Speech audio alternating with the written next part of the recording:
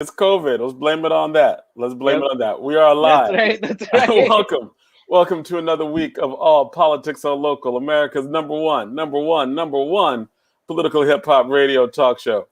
We are here. Before we get started, before we do anything, we'd like to give a big shout out to one of the co-founders of this program, Bashir Akinyele, known and loved by many, and he is not doing well right now, and so we're giving a big big prayer out to him, and we want to make sure that everybody knows that, and he knows that we love him very much, and we want him to get better, and we want him to get back here and keep doing the wonderful work that he's been doing for our city for many, many, many years. That's right. Absolutely. Big shout out, man. Praying for you, B. Right, he's a good friend of myself and Ed Riley for over 30 years, and we're all pulling for him to get better, and so we could joke and tease him and call him names and do stuff like that, and that kind of stuff that very good old friends always do. So big shout out, big hug, lots of love to you and your family, your wonderful family. Got a great family too, man. So just big hugs to you. So, man, Ed, and of course you always have more. I want you to say a little bit more. Well, listen, man. I'm bugging the hell out of him, right? Yeah. I keep calling him. You know what I mean? You can't go see him. You know what I mean? Right. Because he's they got him in a little bubble, all to himself because of COVID, and he has pneumonia. Right. But I'm calling him every 30 minutes, every 5 minutes. I'm like, yo, man, just because people who have COVID, they say one moment they say you're doing well, then the next moment, you could go downhill. You know what I mean? And so I'm checking on him, man, because like you said, John, we've been riding for 30 years, man. So Vic, he's not he's our best friend, but he's more like a brother. We've been doing this a long time, man. You know what I mean? Right. And that's amazing. And very sorry to hear. I'm sending all my best wishes and all my healing vibes.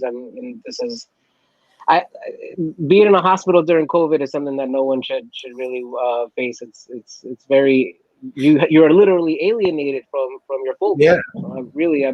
I'm happy that even though it is bugging, I'm happy to hear that you're doing that. It's nice to get a little contact. Oh yeah, man. I'm a bugging, man, because I told him, man. I said, I mean, you ain't gonna be the one, because a lot of people, they die by themselves or they in the hospital by themselves. That ain't gonna happen, man. I'm gonna ride with you, man. Right. And he's got a wonderful friends. He's got a wonderful family. So that's all good and that's all there. We were now, Victor. You are on the show today. Ed gave me a call. Ed was like, "Yo, you got to get Victor back on the show." He talked to Brittany Timberlake and last Assemblywoman Brittany Timberlake, and was like, "We got to get Victor back here. He's gonna have to say something." Hey, John, it ain't just getting him back. He got to come back and be the co-host sometime, man. You know what I mean? Remember, John, he was sitting in for you. That's true. I miss home. I'm not gonna lie. I miss it. We come in, we kick it. You know what I'm saying?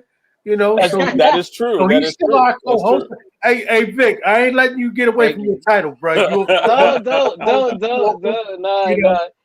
As I was sharing, right before, it's I started a family and I hung a shingle. I got my own firm going on now. So it's been a little tough, but I think it's definitely time for me to come out, especially with the housing message. There's a lot going on right now that our people need to know about.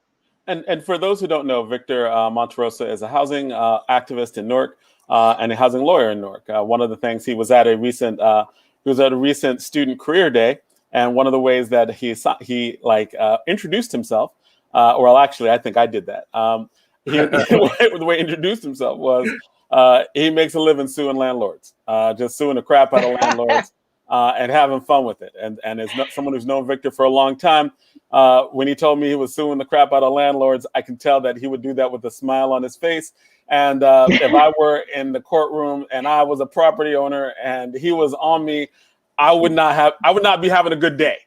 I would just want to be on the other side of that. But so Ed, can you tell us what happened last week with Brittany Timberlake was talking about her bills, the bill that she had on housing, and why that made you go like, hey, we need to have the co-host Victor back. Yeah, I think that, one of the things she talked about, Vic and John, she talked about, what's going to happen to people. You know what I mean? And she was saying that, the number of people that it's going to affect, right? And she was saying that, people are so far in the hole financially, not due to any cause of their own, right? A lot of that has happened because a lot of people have lost their jobs or have lost time from work, or they've lost family members. And so she said that she has a bill out there that is going to not allow landlords to just willy-nilly just start convicting people. And she was saying that we needed to be prepared for that, and that there needed to be some sort of laws and executive orders that was put together in the state. And so, when she was saying that, I was like, nah, man, we definitely got to get Vic back on the show, man. He's got to come in, tell us what's going on, tell us what's being planned, and making sure we prepared for this. Because as Vic knows, some of these lawyers, some of these landlords are snakes in the grass, man, and they have absolutely no concern for their tenants, man. And so we want to make sure that we're getting as much information as we can out there, and also at the same time making sure that we can help promote our brother Victor's firm for him, especially now that he looks like a revolution. Oh, thank you.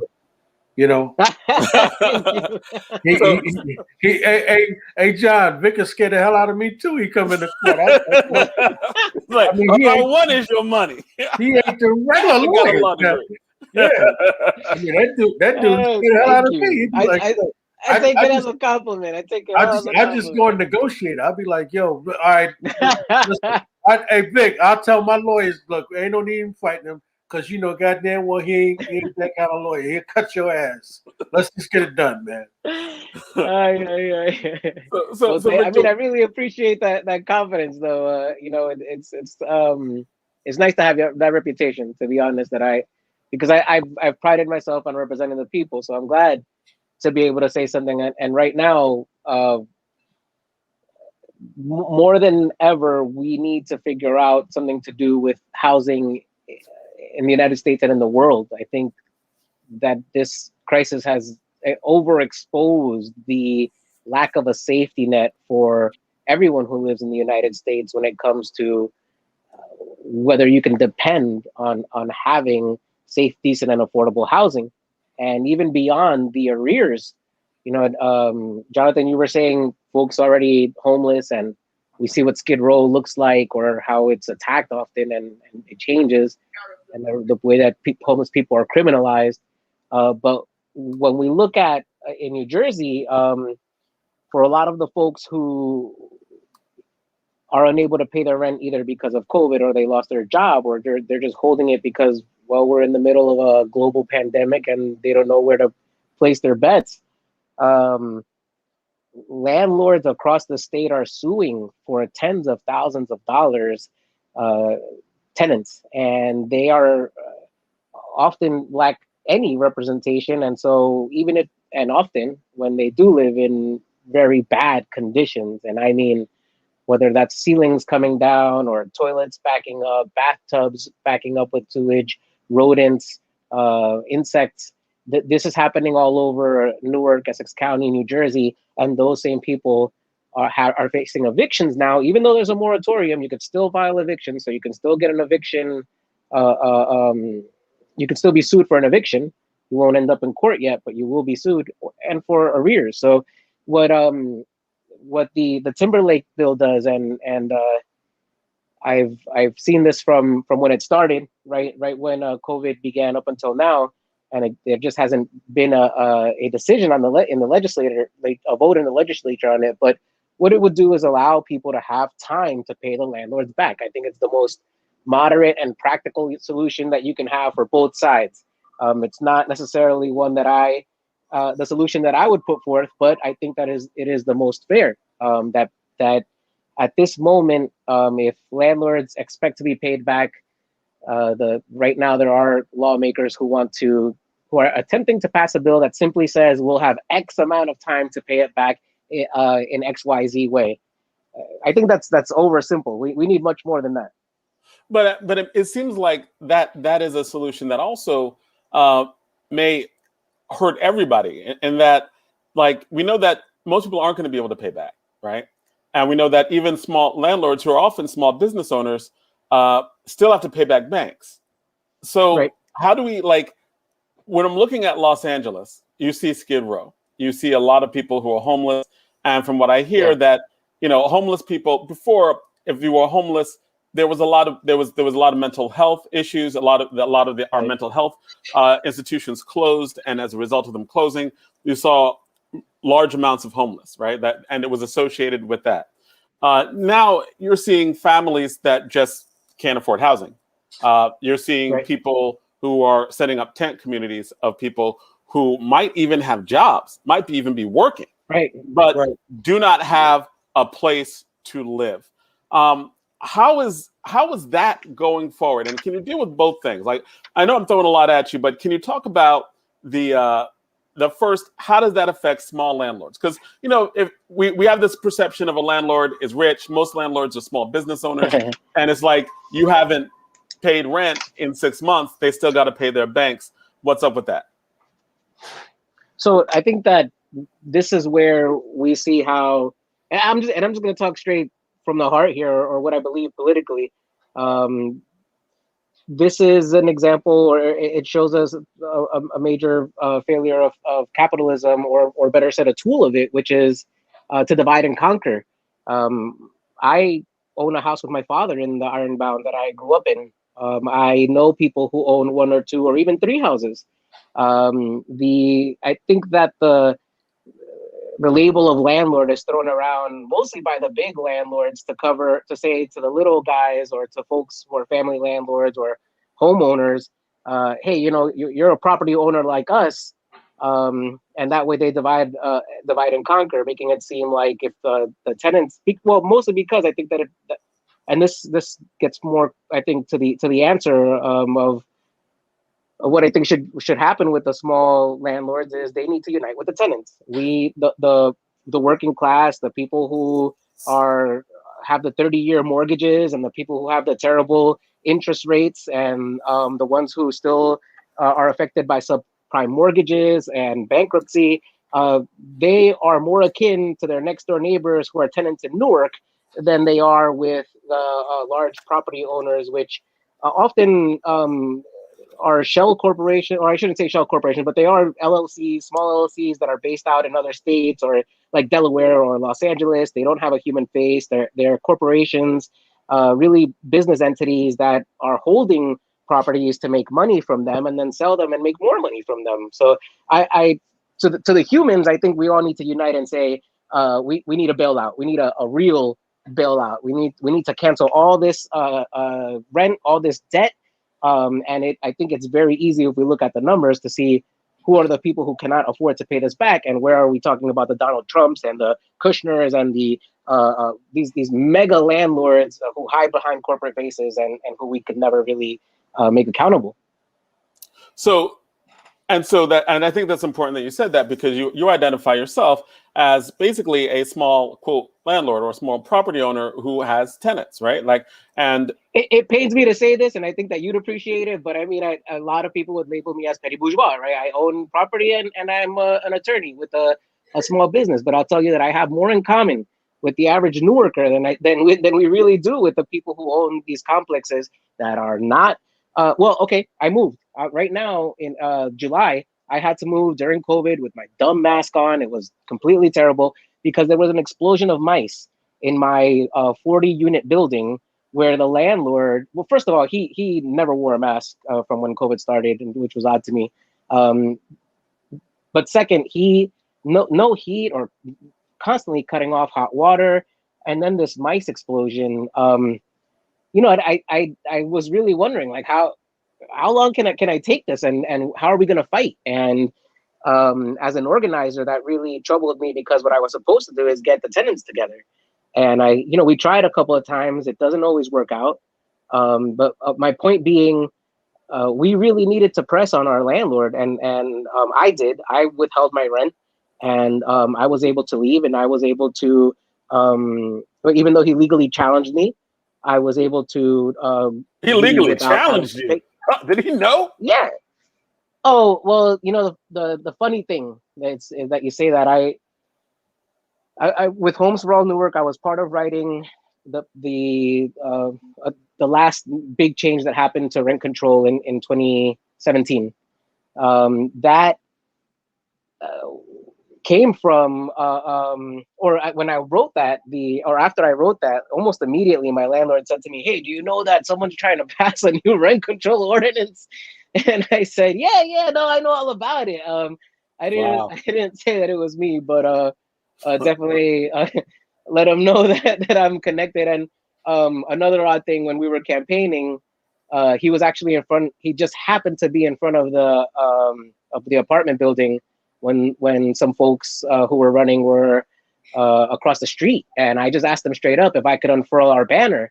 Him not knowing, I guess, that I do what I do, but he said okay. So right in front of our building, we had a huge banner that said AMP, in favor for rent control and other tenant protections. Wow. But the point being, no, he definitely didn't know who he was suing, and so I got back to his lawyer and I explained what I would do. It was weird to negotiate for myself in a situation like that, but look, that's me having. I always go back to debate experience, going to college, being an activist, an organizer, and an attorney. It's hard for the average tenant to stand up to your landlord or to anyone with authority. And in that sense, what I want to say is, you can learn your rights, but you have to get the will and the passion inside of yourself to let people know what's going on, to I was have the gonna, drive to record. and that's what I was gonna directly ask, right? Like, Right. with the legislation that was passed, there are going to be a lot of people who are going to be in a position of being put out of their homes. There are going to be a lot of people in a position of getting wrecked and pushed and bullied.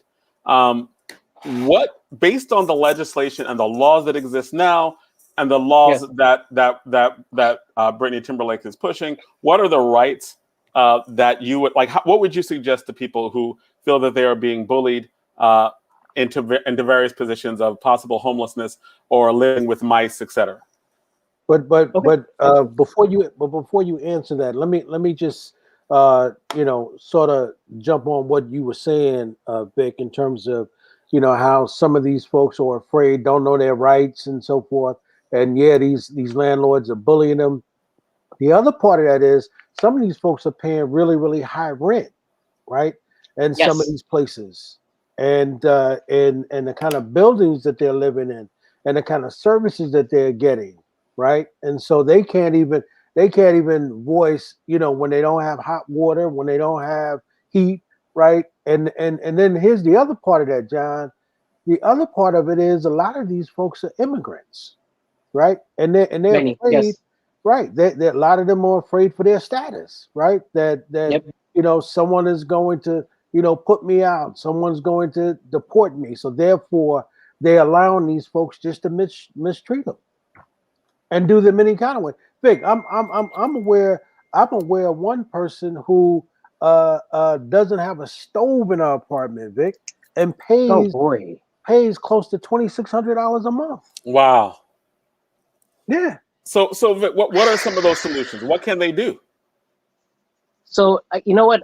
First, I want to turn it. I just want to go back to if you remember, Jonathan, the 2 points were landlords, and then you mentioned Skid Row and why the rents are so high. And I think it's important to pull here that this has to do with a bit of with the rent being so high because of speculation. What we have is this artificial increase in rents across the board, and the folks especially, and I thank you very much, Ed, for recognizing that especially in Newark, in places like the Ironbound or in the North Ward, and we see a lot of also a big African community, I would say, that suffers from not knowing their rights or having an advocate or being advocates in themselves, and they'll often fall prey to not only to high rents, but in Newark, to begin with, I mentioned rent control.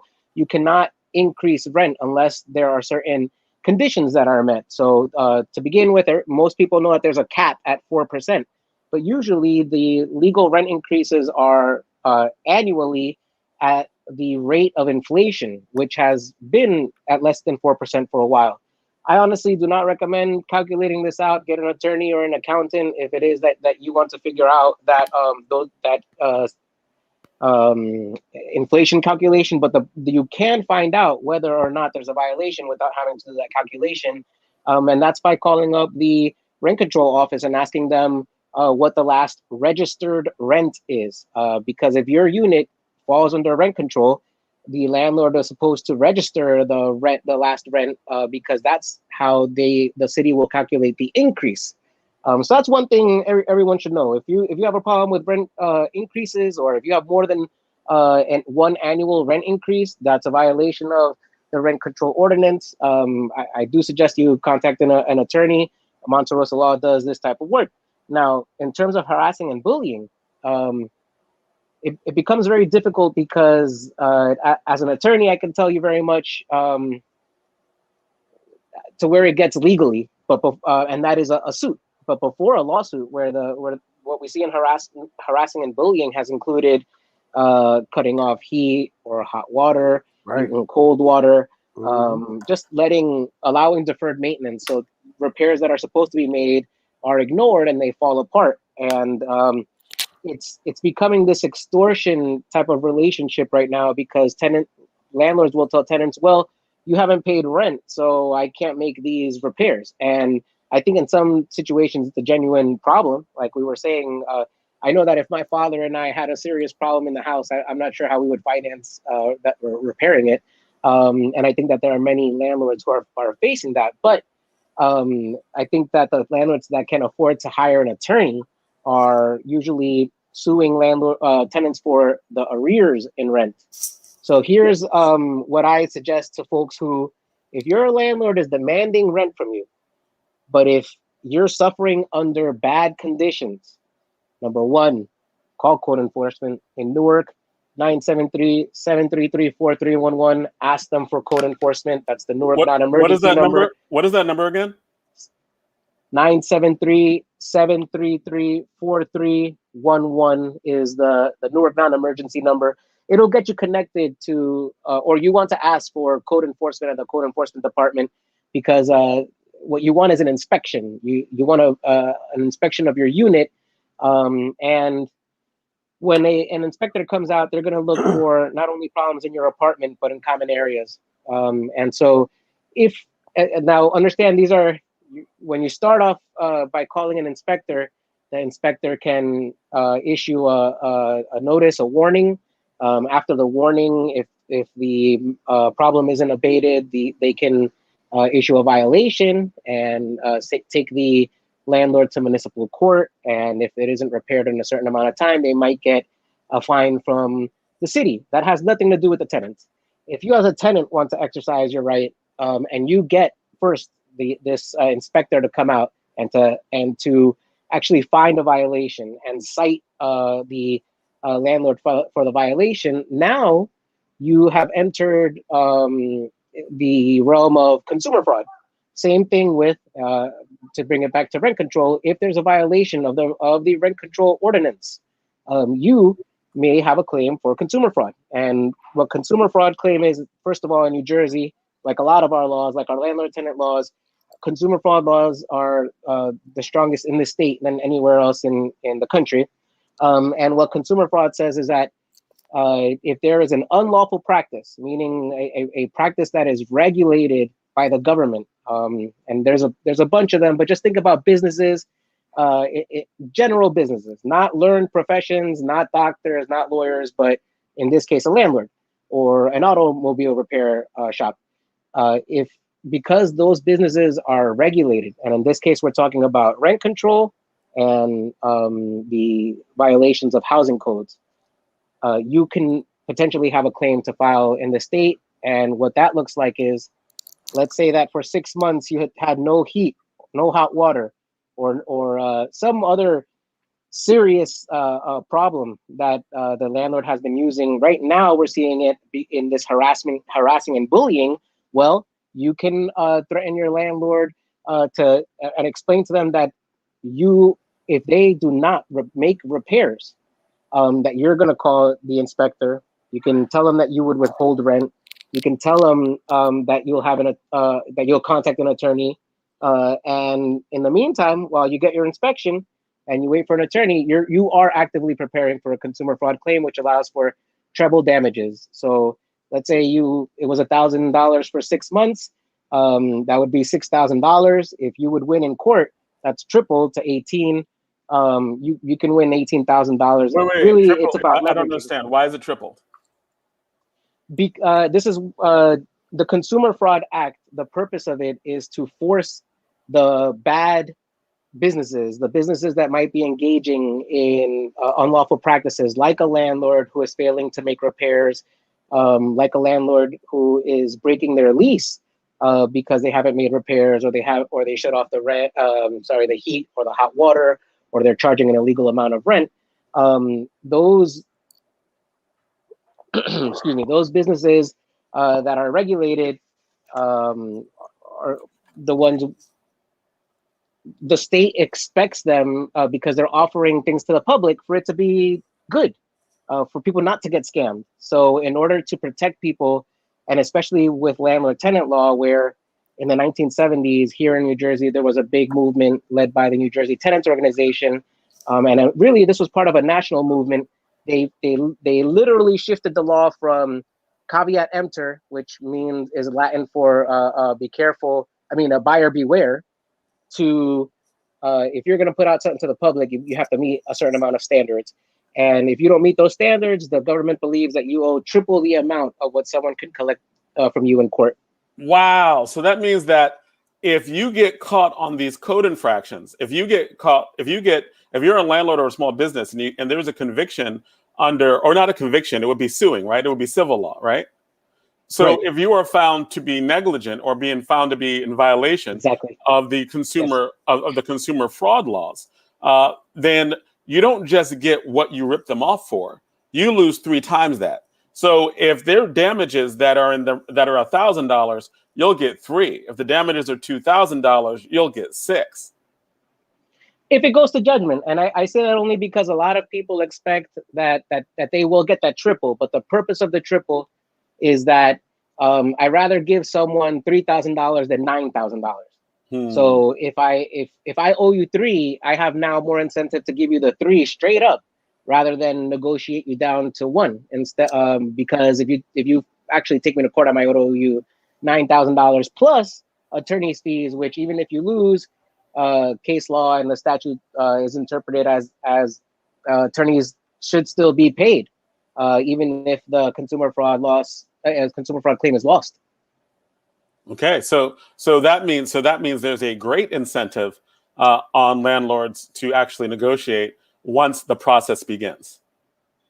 Right, but it depends very much on the tenant, because first, you should, anytime there's a problem in your apartment, you should be communicating in writing. Get it in writing. Always get it in writing. Write a letter. That could be a part of an email. The best thing you could do is certified mail with return receipt, and with simultaneously with a regular mail that's recognized as service by the courts. But you want to make sure that you have a paper trail where you're saying, please fix this. Hey, you haven't fixed this. Okay, now I'm calling the inspector. And also, you have to gauge your situation. If your ceiling caved in, or if there's like sewage backing up, you wanna call someone immediately. And you could also call inspectors on your own, but you will, out of pocket expenses are much more but they could still confirm that there are certain violations. Either way, you can tell the landlord that you're going to charge that all to them.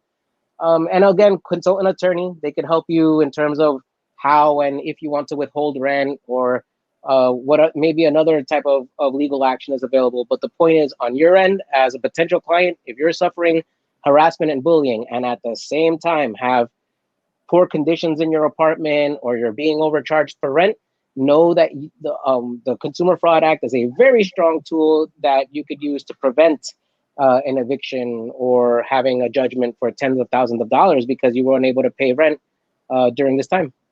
Thank you so much, Victor. Of course, we're going to have you back on the show. But before you leave, DJ Rhino wanted to definitely say hi, and we have the good Donna K. Williams, who's here as well. So DJ Rhino, what's up? He got himself muted. I think all right, Donna. Yo, can you hear me? Hello, how are you? Peace, what's going on, Vic? Peace, Dino and Rhino, how are you? Peace, peace. Much love, man. Much love. Yo, I have to do this. I have to do this because I never get the opportunity, and I always wanna show off my. I'll never be like DJ Rhino, but I always have handy my.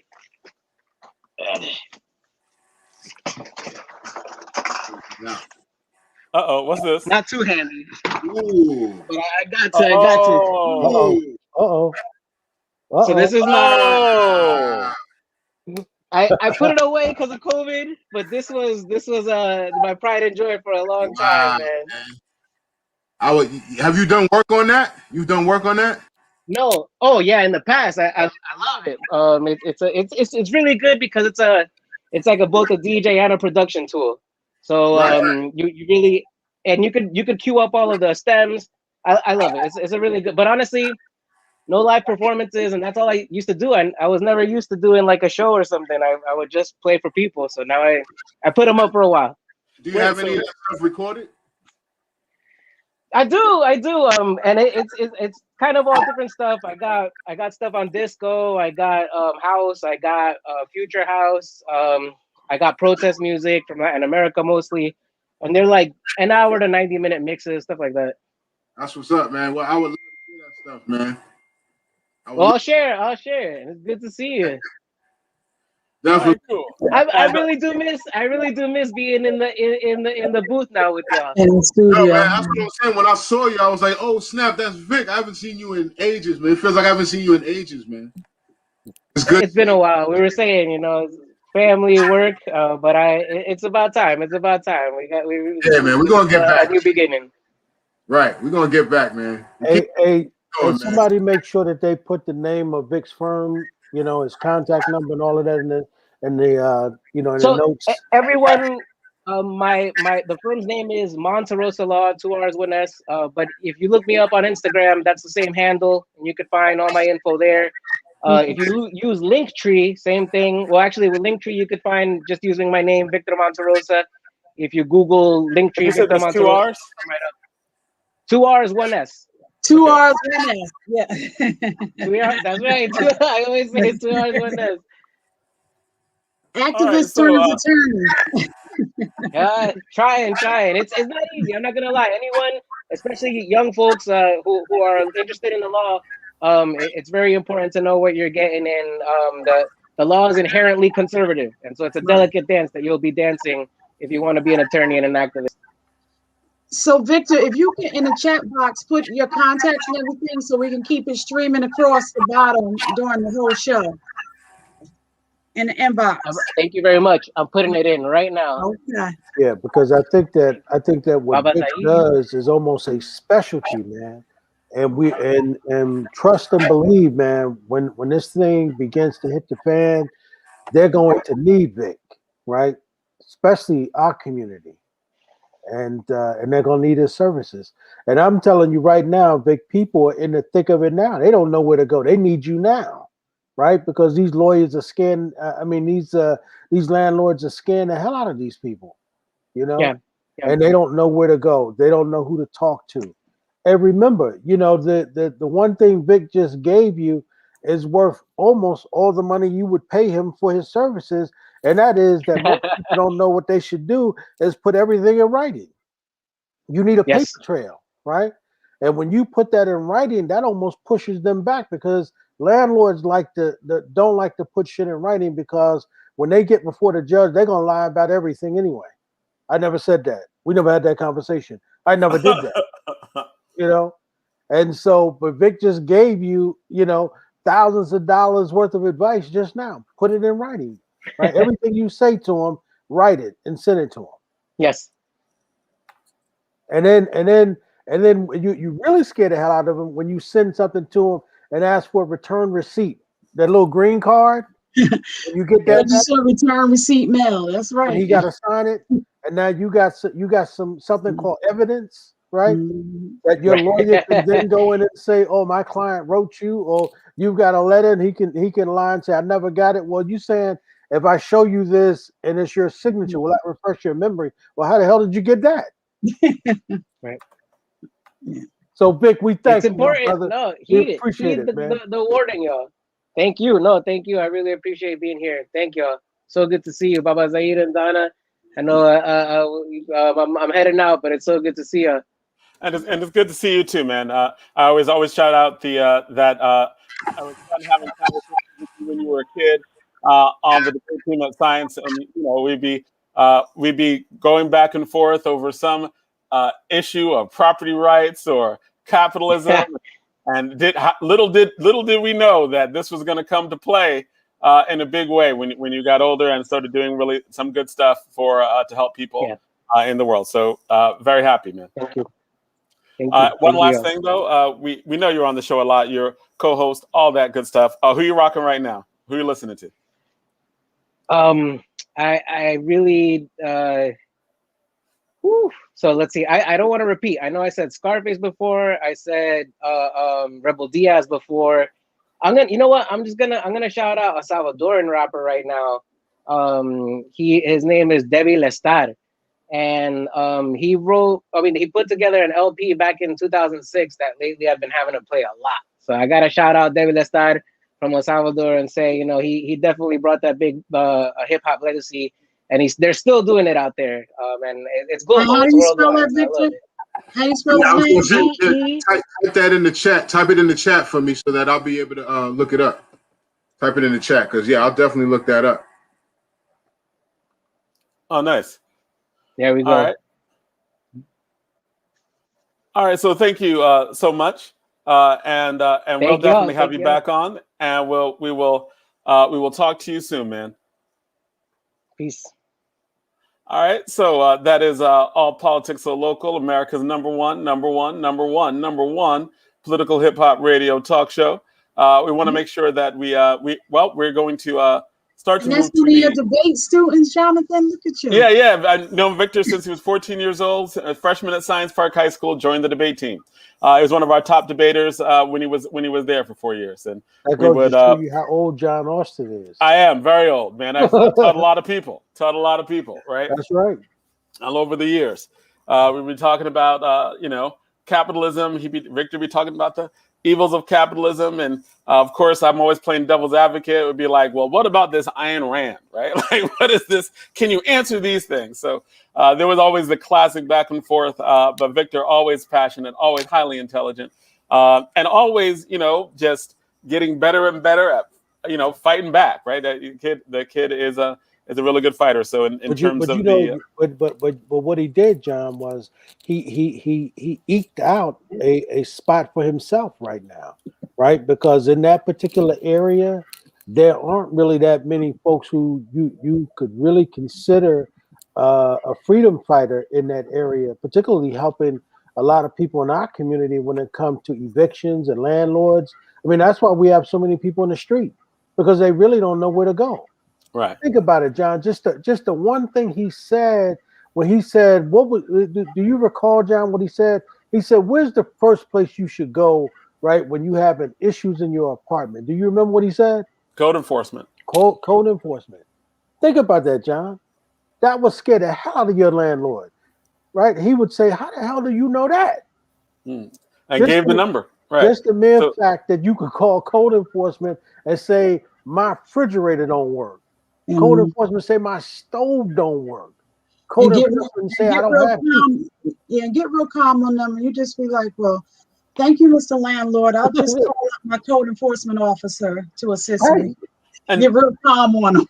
and yeah, we were real glad to have Victor do that. And we have the next guest who is on.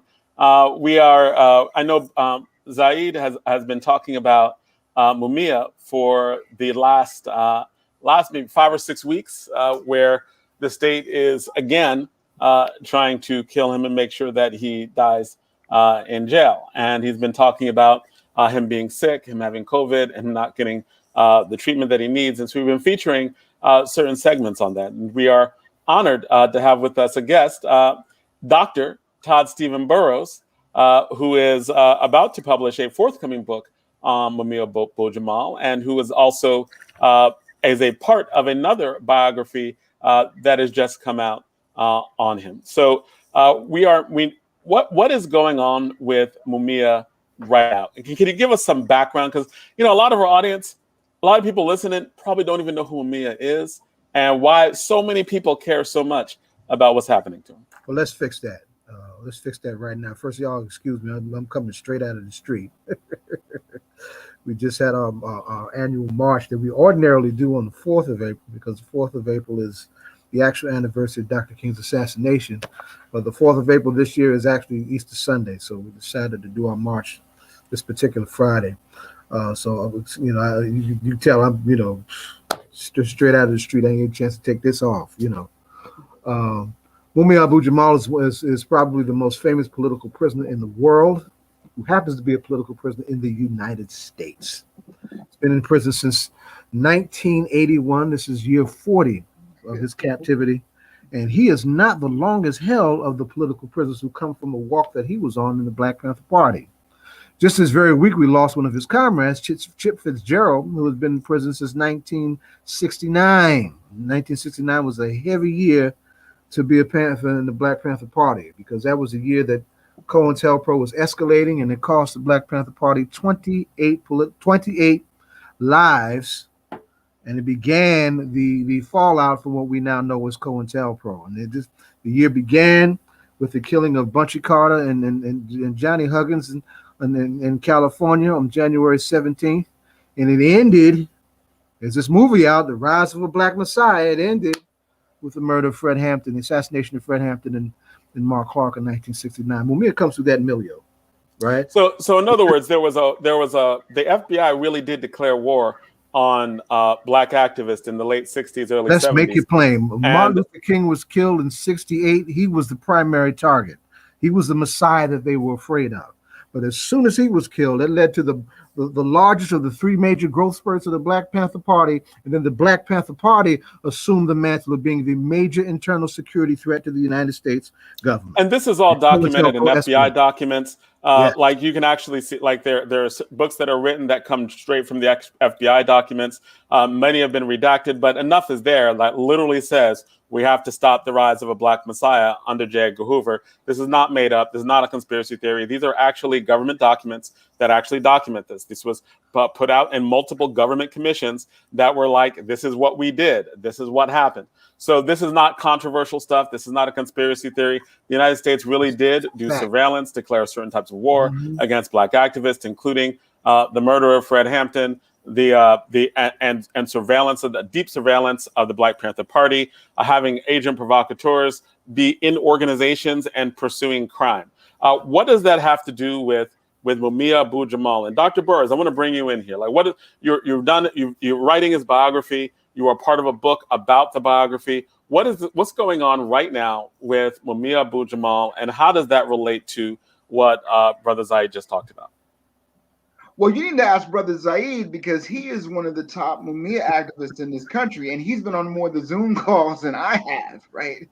So I'm going to very briefly say what's going on, and if Zaid can correct me, he can. Oh, and by the way, I want to say this just to clarify. There are two books about Mumia Abu-Jamal that are currently in process. One is a collective biography of a bunch of different writers in which I am the editor of that book. The other is my own biography of Mumia Abu-Jamal that right now totals 340 pages, but I now have to add to it because I have to add about what's happened this year with him getting COVID and the activists who organized, including Zaid, over this year. The other thing I want to say is that the book that's the collective autobiography is going to come out this year by December, because December is the 40th anniversary of Mumia Abu-Jamal's arrest, an arrest in which he was also beaten by police and put in the hospital. And Zaid Muhammad is the forward writer of that book. So Zaid is doing double and triple duty on this Mumia case. So I just wanted to say that very quickly. I know, guys, we have some video and some audio, so I don't want to take up too much time. Are we going to play that video and audio? Because I think what you have is very significant, particularly the video, because the video is hot. I mean, this is hot off the press. And if I may, can I talk about that video now, or? Well, you could talk about the video now while the link gets sent. So, Okay, Zaid, if you have that, I know you have that link, so you can send it through. Okay. So, but talk about the video. Okay. Like, what is the video you're talking about? Okay. Do you need me to send the link, or is your producer sending the link? Either one. Just put it in the chat. Okay. Because I sent it earlier. All right. All right. Well, let me talk about it. I'm gonna let somebody else put the link in the chat. But if they don't do that, as soon as I finish talking, I'll put it in the chat.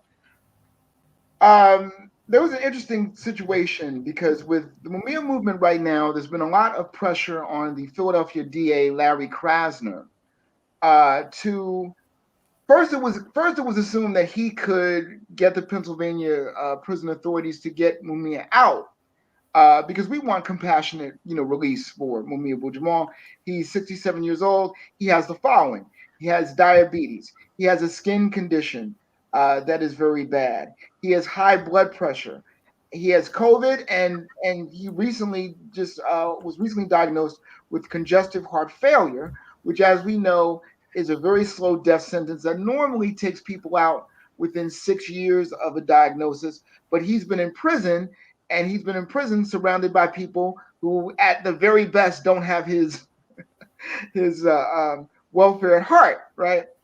So there's been pressure put on Krasner to first try to push the Pennsylvania prison authorities. Now, Krasner has countered with that. I don't really have the power to do that. That's up to Governor Tom Wolf in terms of compassionate release. We can't do that.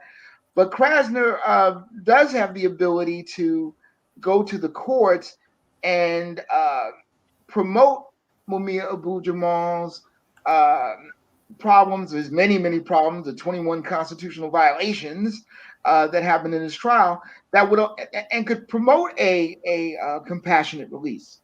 So the video that I want to talk about, and because I don't know whether you're going to show it or not, but I see it's in the chat, is that Mumia Abu-Jamal's grandson actually was walking one day on the way to IHOP, and he was walking past Krasner's office, and he saw Krasner. And this video that was just released hours ago talks about that encounter. So let's play that video right now. Let me know if it can be heard. Needs to be turned up. Not yet. Saw him doing like press conference. That was the day that Derek Chauvin's trial was started. The audio is faint. I remember walking directly past him and looking. I was like, "Is that the DA? Is that like Larry Krasner?" Then I stopped and I turned around. Especially like these public officials in Pennsylvania, you have to think twice, right? Like is it worth the possible harassment,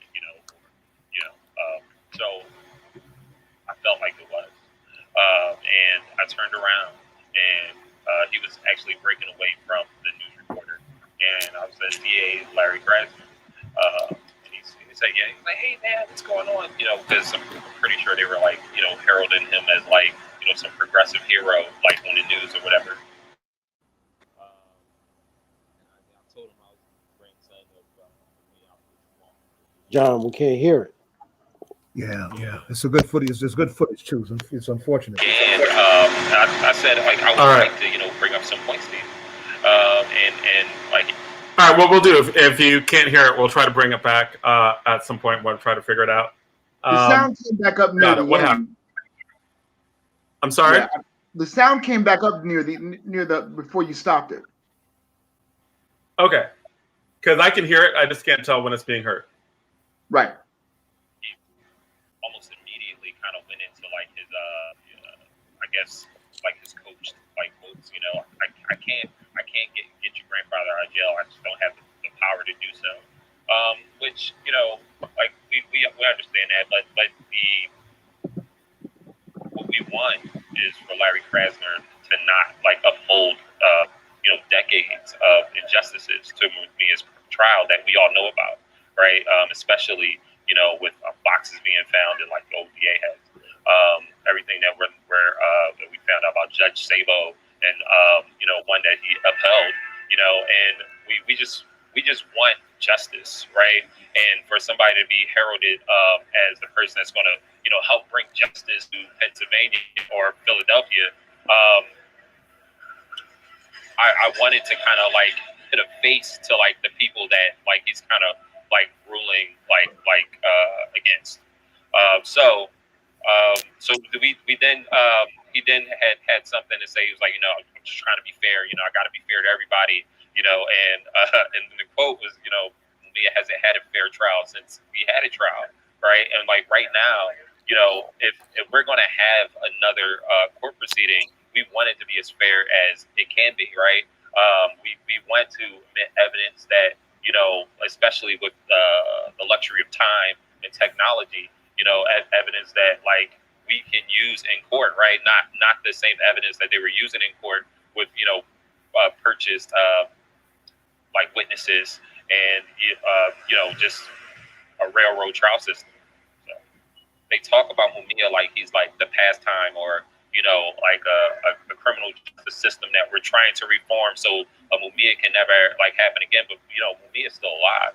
Mumia can still be home, right? And we all like took to the streets and we marched and we screamed for the criminal justice system to be like kind of changed. But we can't forget the people that are still there. The Black Liberation movement, like the people that were speaking and that were out.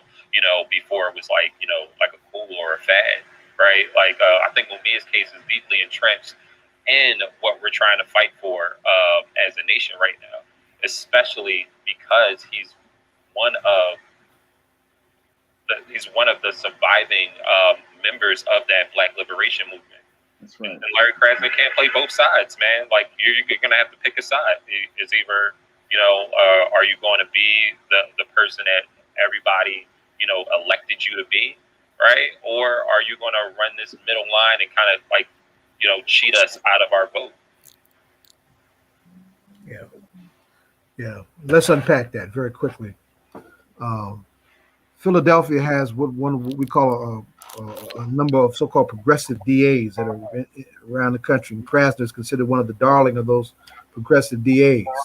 But there's another journalist. There's a thread that runs through this profession. This is the journalism profession. Todd is a journalist. I got a background in journalism. Mumia was a journalist, right? On and on and on, right? Great Lynn Washington calls it the Mumia exception. That's right. That there are cases that give precedent for a retrial, but they will not apply those precedents when it comes to Mumia. They make an exception when it comes to Mumia. Krasner has gotten a lot of folks out of prison behind having been railroaded as a consequence of prosecutorial misconduct and judicial misconduct. But Mumia is the exception. You see, so this is what we're talking about now. Where Krasner is not being truthful is that on February 4th, he went into court to try and to insist that Mumia's conviction, with all of its glaring flaws, to put it mildly, should be upheld, and that he should not be reconsidered for another round of appeals, even though exculpatory evidence has been found literally not only on his watch, but in his office. Those are the 6 boxes that his grandson was referring to, right? And in those boxes, it happened to include a letter from one of the witnesses by the name of Robert Schoberg, a cab driver who was paid to say that he could see Mumia being the shooter and ultimately killing this officer, Daniel Faulkner, who was killed on December 9th, 1981. He was paid to say that. He was paid to say that. His letter was about asking for his money, right? And you're not supposed to do that kind of thing. And the actual evidence that comes out on Schoberg and where he was and what he could have or could not have witnessed says something very different, right? So there's a lot of evidence that has yet to get on the court record anywhere until just recently, when there was a black Republican judge by the Judge Tucker who actually broke ranks with the Mumia exception and said, when it comes to this particular principle, this man is entitled to another round of appeals.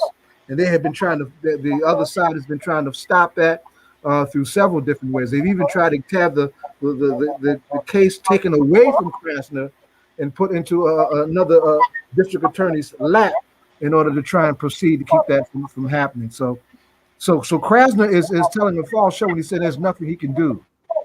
He was wrong, morally, legally wrong, to go in the court knowing what he knows about this case and to say that Mumia's conviction should be upheld. Mumia's conviction was one of the worst convictions of its kind in the last 50 years, right? Mumia was convicted and set up by the Bullkhana of the North. That's who Frank Rizzo was, right? And that political machine that Rizzo ran in Philadelphia for years,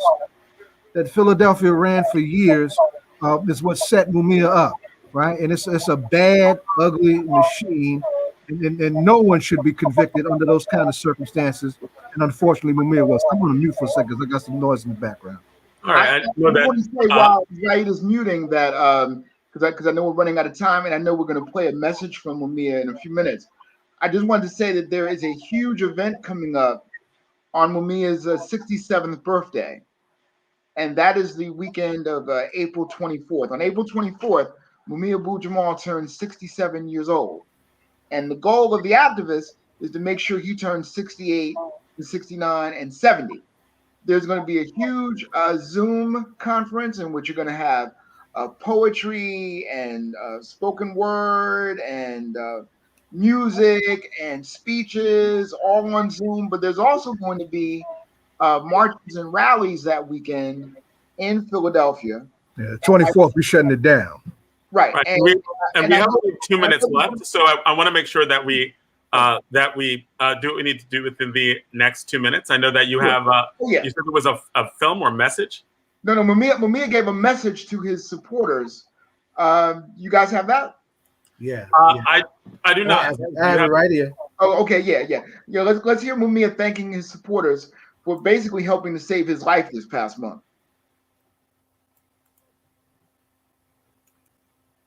All right, so you can while I'm trying to get that over to, and I sent it to you earlier. While I'm trying to put this in the chat, so Mike can bring it up. I'll add some other things to the link. Mumia is still dangerously ill. Right. He's still dangerously ill. Congestive heart failure will kill you. Congestive heart failure is a deadly combination with COVID-19. One of the wild cards that we're particularly worried about is his skin condition as a consequence of the ravages of Hep C that he survived several years ago. Because with that can come infections, and infections, when you have a compromised immunity as much as his is going to. I think it's the video. Is it planned so we could stop and have it start over? In terms of putting it on, hold on 1 second. I'm going to share the screen, and then to end. Let's see. Thank you. Thank you for being committed to this most recent information, folks. There it is. Dear sisters, brothers, comrades, and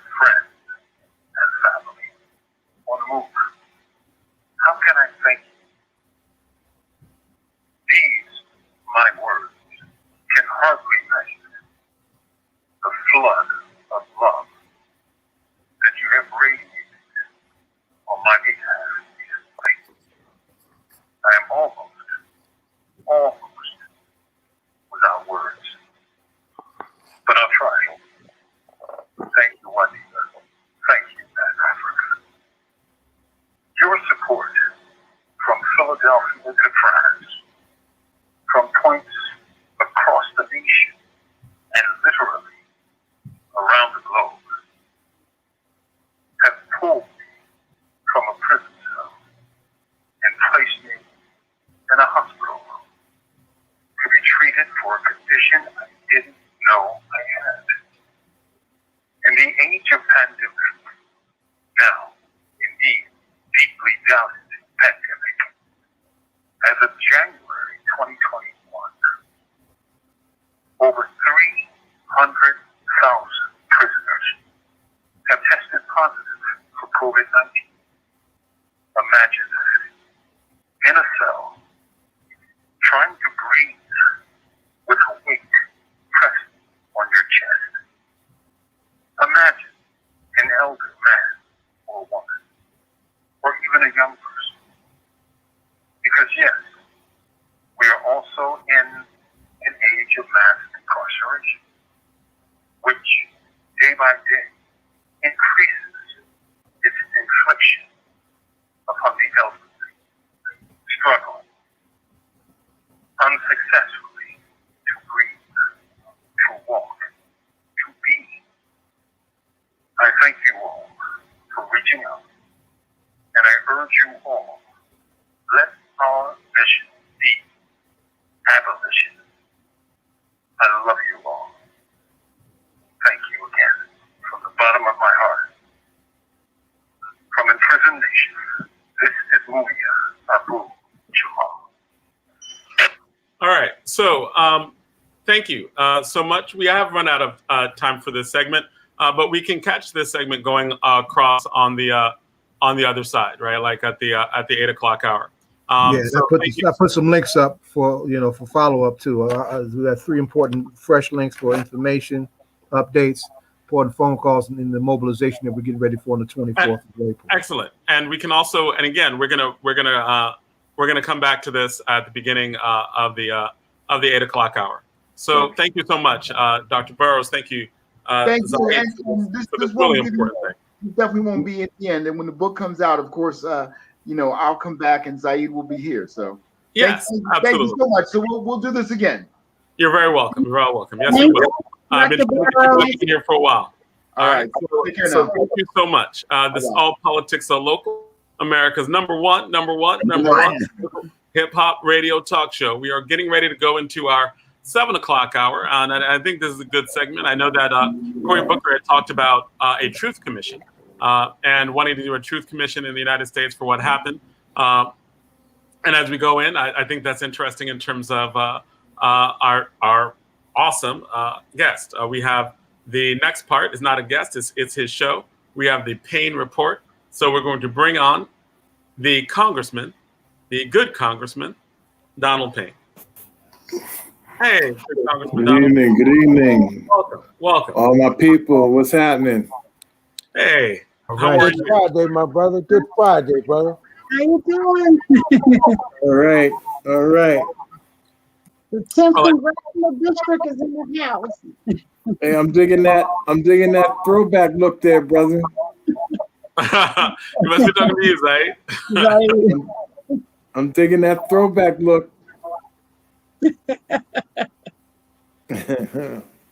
So how are How's you? everybody? Good, Congressman. What's going on, my brother? Nothing much. Well, I guess actually a lot is going on. We had the unfortunate incident up on Capitol Hill today. Yeah, right. And my Republican colleagues were screaming and yelling about taking the fencing down and the National Guard being removed, but obviously it looks like it might not be time yet to have that happen. Right. Are you here, sir? Where are you at? Are you here? Are you DC? Are you in DC? No, I'm in Jersey. I've been in Jersey the last several weeks. Thank God. Okay. Thank God. Okay. I had to come home. My kids said, "Remember us?" Hey. Right. Oh man. So I had to come home. Yeah.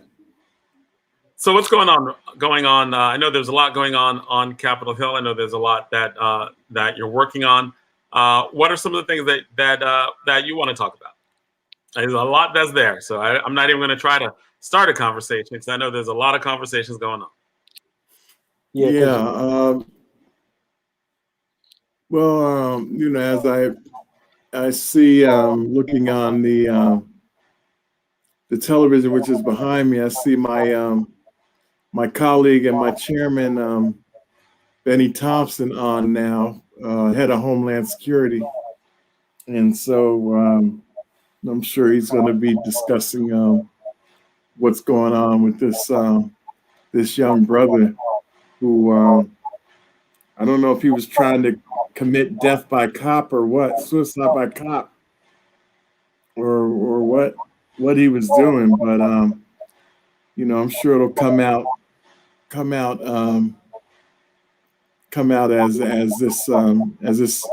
as they continue to investigate. But it was a young black brother, 25 years old, and ran his car into two police officers on Capitol Hill, and then got out of the car and attempted to stab some police officers, and he was immediately taken down by the Capitol Police. So, and he survived that? No, he's gone. Oh, I was okay. getting ready to say that's how you know he was black, because if he was white, they would have captured him, and if he was white, he would have had a gun, shot more people, and they would have captured him without incident. Well, we don't know. We're not sure about that on Capitol Hill these days. I think anybody that shows up there, with ill will is going to suffer the same fate right now. But to your point is well taken, John. Yeah, I mean, like all the shootings that have taken place in the last, just in the last few weeks, it's just astounding that so many of these shooters with guns who've killed multiple people, killed 8 people, killed 6 people, and they're captured, and their guns are taken away, and they are fed Burger King in the case of South Carolina, and they're doing trial. So it is something that just, I don't know, it comes to my head in these. No, it's your point. Your point is well taken. Your point is well taken. I concur, but right now up here on Capitol Hill, they're taking no prisoners, especially after their experience on January 6th. So, yeah, it really. Is there somebody in the background? Yeah, we are getting some feedback from somewhere. Oh, hold on, that may be me because I don't hear anything. I think that was you, John. Yeah, it sounded like somebody was asking, hello. Yeah, that's better. Yeah. Okay. I put my headphones back in. Okay, cool. Yeah, no, we've been district work week for the last 2 weeks, so we haven't been in Washington for the past 2 weeks, and won't be back next week. We'll go into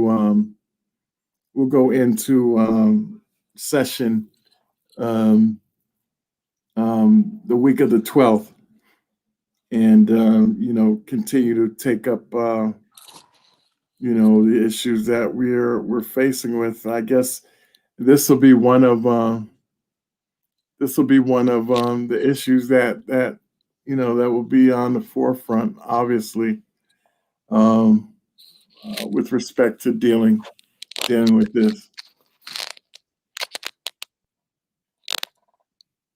So, Congressman, let's talk a little bit about, if you will, what's going on down in Georgia, man.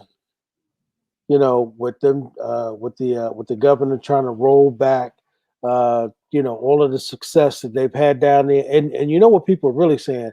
They're saying that it's really them coming for Stacey Abrams because they know that she set it up pretty well to take Kemp out in the next election for governor. What's your feeling on that? I'm sure some people feel that way, but I mean, I think they're just after, that might be his own personal reasons, for doing it, but they're just really trying to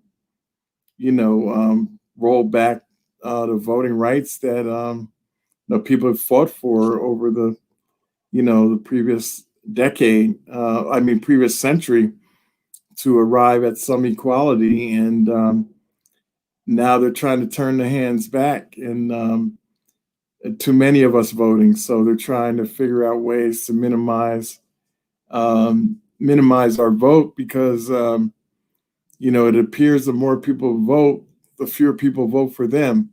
So they are trying to do everything they can to roll it back, and we have to fight it tooth and nail. And if anybody can do it, Stacey Abrams can do it. She'll figure out how to mitigate what they're doing in the laws and just keep registering people. That's all she needs to do, is just keep doing what she's been doing, and the numbers will outweigh anything they come up with. So, people need to understand, if it wasn't important to vote, why are they trying so hard to keep you from voting? You need to think about that. If it wasn't important, why are they trying so hard to keep you from voting? And that's what we need to get to our young folks and people that say, "Oh, it doesn't matter if I vote or not." Why are they doing all this if it's not important? It's actually because it is important, and they know what it means. It means that you'll be able to get the type of government that you want to see. And 9 times out of 10, it's not going to be them. So they're doing everything they can to make sure that they're able to stay in power, because the numbers are against them. So You always have. Go ahead. I was going to say, you always have some of the best inside stories about what's going on behind scenes. What's going on? Like, do you think that the voting rights legislation will be passed in the Senate? Will they pass the filibuster? Like, what are you hearing about the intensity of the Democrats to roll back the filibuster and get the bills that put through Congress that you talked about, that I think are great bills, that most people think are just great bills for voting to get through the Senate? What is the inside story on that stuff? Well, I mean, it's a constant battle with the Senate. We have to make sure that we have all the Democrats on board. Joe Manchin has realized some power and leverage in this whole thing, that he can kind of swing things back or forth, and is attempting to use that as leverage.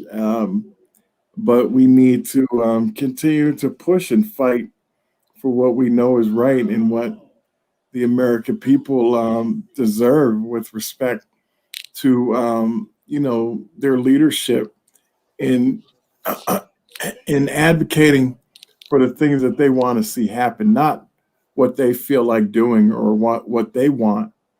And Mitch McConnell and the Republicans tend to do that.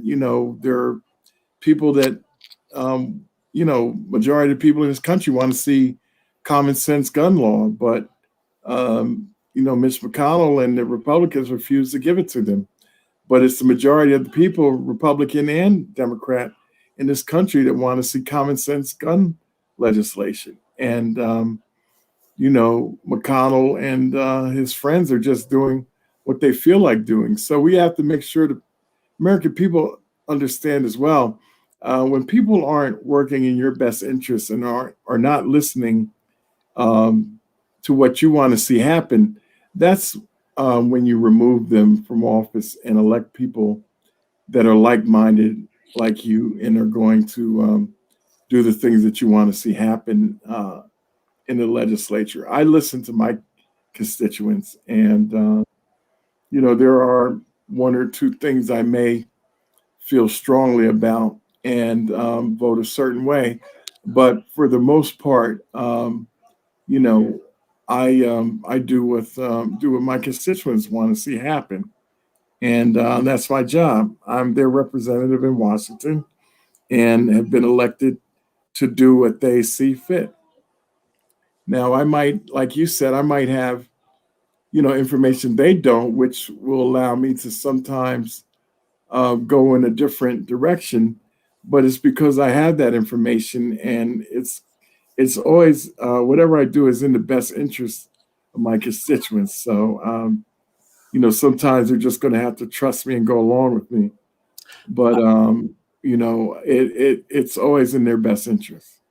So within the Democratic Party right now, and again, I'm always trying to get the inside stories. I'm always trying to get, because I know you have lots of conversations with lots of people about this. So, how are Democrats feeling about like the one holdout or the two holdouts, especially on the voting rights thing? Because we talked about there's some Democrats who believe that if voting rights is not passed, the Democrats will lose every other election, right? Because they are deliberately trying in Pennsylvania, they're trying in all these states that Georgia and all these states that Trump lost to literally roll back the vote. They're calling it the new Jim Crow. They're calling it the basis for rolling back pretty much everything else by trying to keep Black people from voting. We've talked about this before. How strongly, those Democrats who are holdouts in the Senate, what are other Democrats saying about them in terms of just that negotiation, that need to push? Can we be hopeful about these voting rights bills being passed? And also, let me add something on to that, Congressman. I mean, do the Congressional Black Caucus think that if they don't get rid of the filibuster, that they are going to be able to get any of the, any of those big things, or particularly those big ticket items that Joe Biden was talking about in terms of putting things forth to create new jobs? I mean, because it would seem to me, I heard the Republicans said not one of them will support that $2 trillion. Right. Well, I mean, that's where the Democrats are going to have to lock arms and all be of one accord and move forward, because if we don't have any detractors, we are the majority. And we have the 50+1, the vice president. And so if we don't have any detractors, we can do it without them. We'd naturally like for it to be bipartisan and bicameral, but if they don't see fit in helping this country move forward with crumbling infrastructure that we see, and creating hundreds of thousands of new jobs, doing this over a period of 10 years, then we're just going to leave them behind and do what we need to do. They're going to all take credit for it once it's done and say how they were part of it. But we know what we need to do, and I'm on board with the president and one of his big proponents, on transportation, to see his vision come to fruition. So I'm all on board, and we just continue to talk and cajole and try to get our wayward colleagues to see the benefit in this, and we'll continue to do that. And we at the Black Caucus have a major role to play in this, and we're of one accord, and continue to move forward. So listen, we've got no choice but to get these over the finish line, and that's what we plan on doing.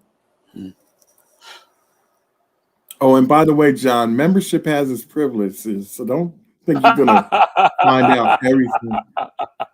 I try to get as much as I can. I can.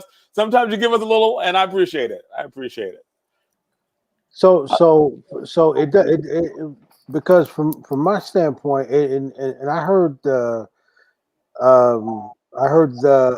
what's the brother from South Carolina, the congressman in South Carolina, Mr. Clyburn. Clyburn? Yeah. Clyburn. So I heard Clyburn said that it's time to get rid of the filibuster, right? Because he said that he said that was a relic from from the Jim Crow era, right? Right. And he said that it's time to get rid of it. And he said if Biden is going to make his move, he's going to have to make his move with the current team he got now, right? Because if they get control of the Senate or the House again, if they get control, in that way, you can believe the same way they were stacking that court, where they didn't give a damn what nobody was saying in terms of it. Remember when Obama was trying to put Garland on the bench? Remember that? They Right. wouldn't even give him a hearing. Oh yeah. Right. They wouldn't even give him a meeting, Congressman. I mean, think about how Right. disrespectful that is. And then when Biden when McConnell wanted to put this female on, remember that everybody was saying, well, they should wait until after the election. It's the hell with that.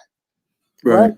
And I heard Joe Scarborough say this. He said when the Republicans are in power, they don't give a damn about bipartisan. If they want to put something on, get something done, right? And they knew Trump didn't really give a damn. So I mean, McConnell was letting Trump do what he wanted to do.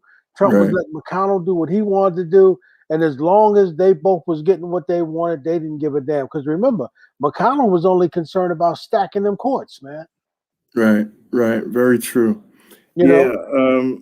We got to play the same game from time to time, although, I wouldn't necessarily want to be attributed to playing the same game the Republicans play, because that's some nasty ball. So, but we do have to use our leverage and power while we have it. With respect to what was your other point? Oh yeah, Clyburn. I'm kind of leery on the filibuster, removing it, and I'll tell you why. Because we're going to find ourselves out of power one day, and that tool might become necessary for us to use. So I'm a little reluctant about removing it, although Clyburn is much more learned than I am, believe me. But I'm still not sure if it's something that we want to get rid of. And then when we find ourselves on the other side of the coin, we don't have that tool to use. We just need to make them use it the way it was intended to be used. The person's going to have to stand up there, for as long as he can hold the floor. And, none of this, giving breaks and all of that. If you're going to hold the floor, you have to hold the floor, and let some of them 80-year-old guys try to hold the floor for 24 hours. It's probably physically impossible for some of them, but they've kind of have couched the rules, and well, you can have a member give you no, you gotta, if you have the floor, you're recognized until you give up the floor. You sit down, or you give the floor up. And so make them use it the way it's supposed to be used, and that'll keep a lot of them from doing it as well. None of them can do that for any extended period of time, 12 hours standing, 24 hours standing on their feet and continue to talk. That's that's a tough chore, What do you think that they would just... Donna might be able to do it, but I mean, a lot of us aren't able to. But I got to tease my sister. Yeah. The only thing that... No, I'm listening, because I got to get in to ask some questions, but I'm gonna let Jonathan finish. Go ahead, Jonathan. Oh, I was gonna say that one thing that I was thinking about is the only situation where the filibuster becomes a big deal is when there's no separation of powers within the House, within both houses of the Congress and the executive. And that rarely happens, right? Like that happened in 2008 to 2010 with Obama. That happened in 2016 to 2018 with Trump. That doesn't happen all the time.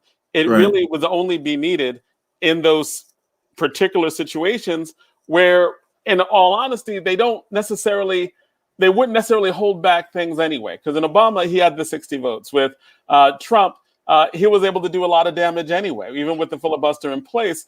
I would just, think that I understand when people are like, the filibuster can put us in the minority, we'd want it. But those would only be in the very rare circumstances when you lost the House, the Congress, and the presidency. And in those cases, there's probably a mandate against your party anyway. They're going to find a way to do what they can do anyway. Like Trump did a lot of damage when he had all that power, even though he had the filibuster. It seems like it only works against Democrats because I don't think it slowed Trump down. And in terms of him being able to do what he wanted to do.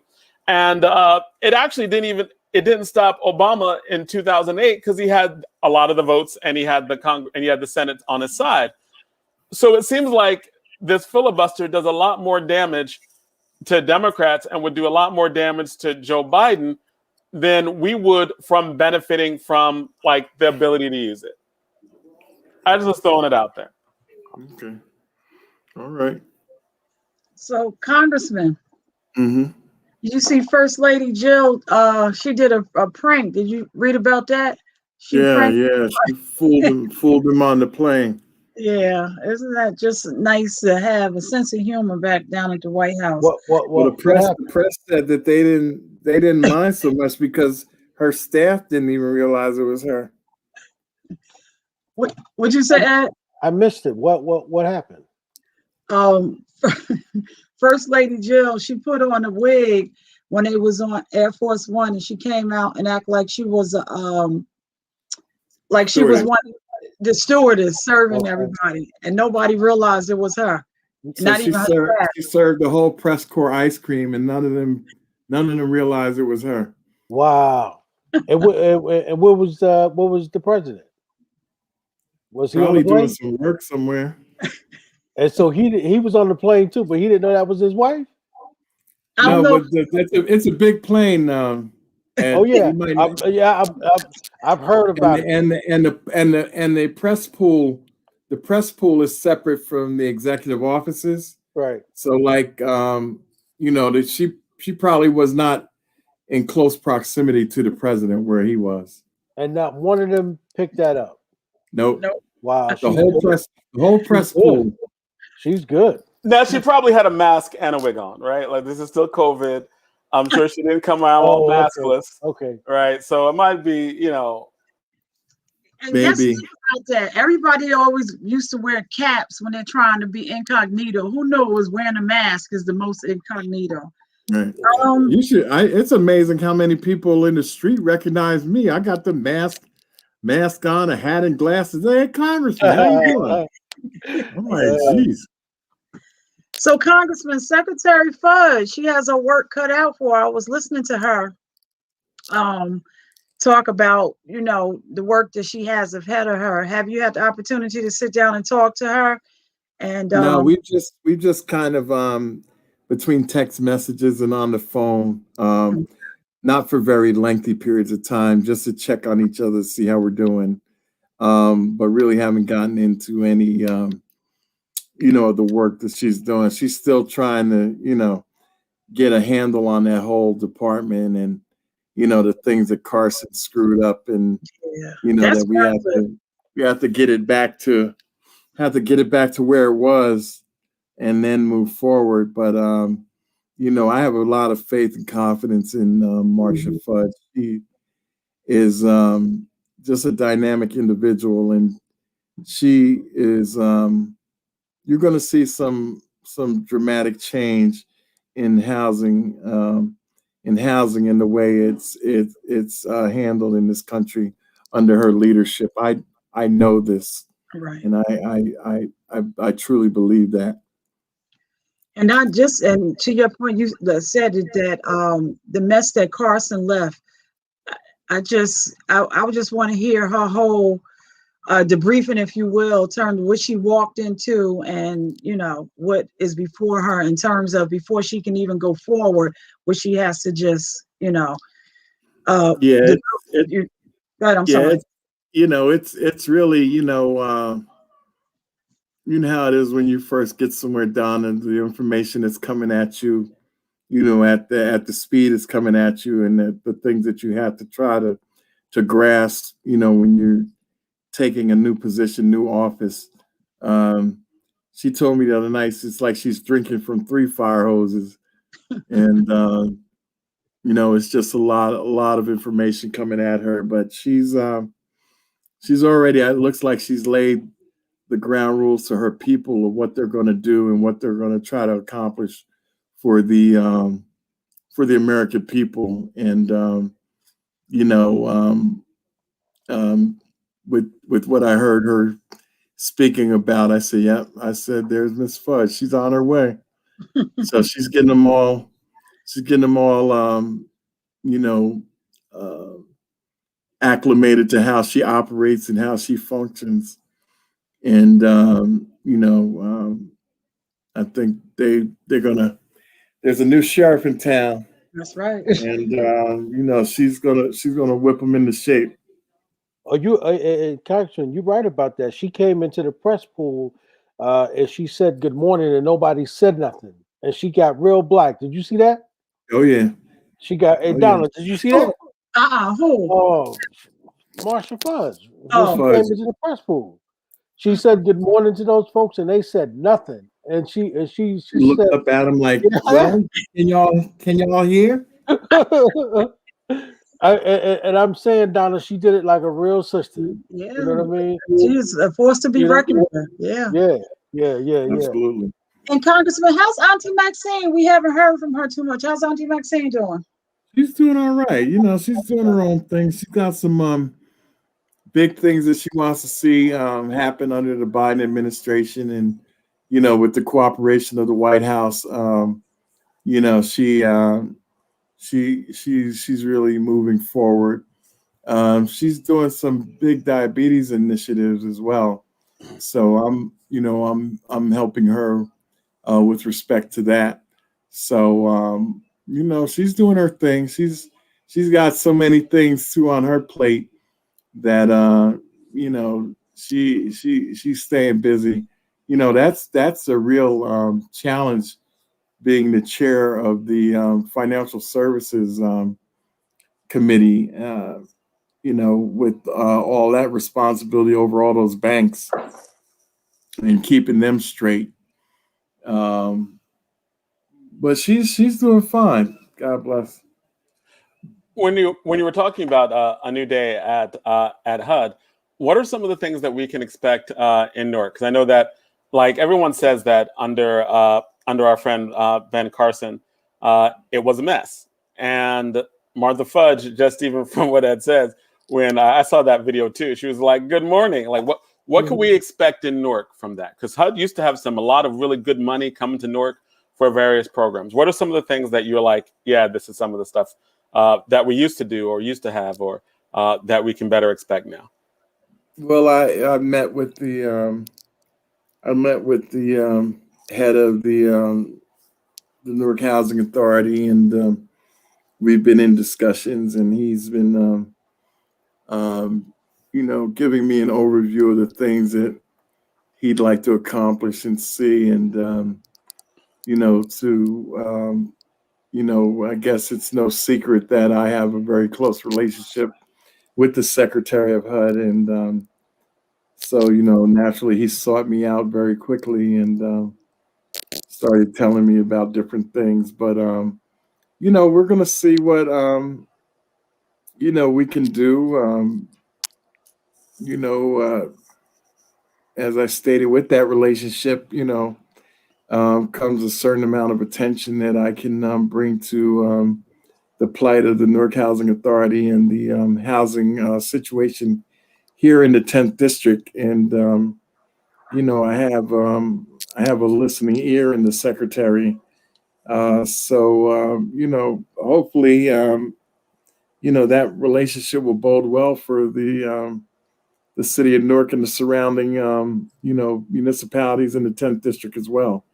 So I'm just gonna, push two ideas on HUD. One is I'm a teacher. Full disclosure, there used to be a teacher next door program, and I think it still exists, where teachers could buy housing, and HUD. It was a great program with HUD, and so I'm like, hey, we need to expand funding to teacher next door for HUD. And the second big thing that I'm going to throw out as an idea is that I think that all urban areas, I think that there should be extra funding from the department, from HUD to fund debate teams inside of all the different urban areas inside the United States. That's just me throwing that out okay, there.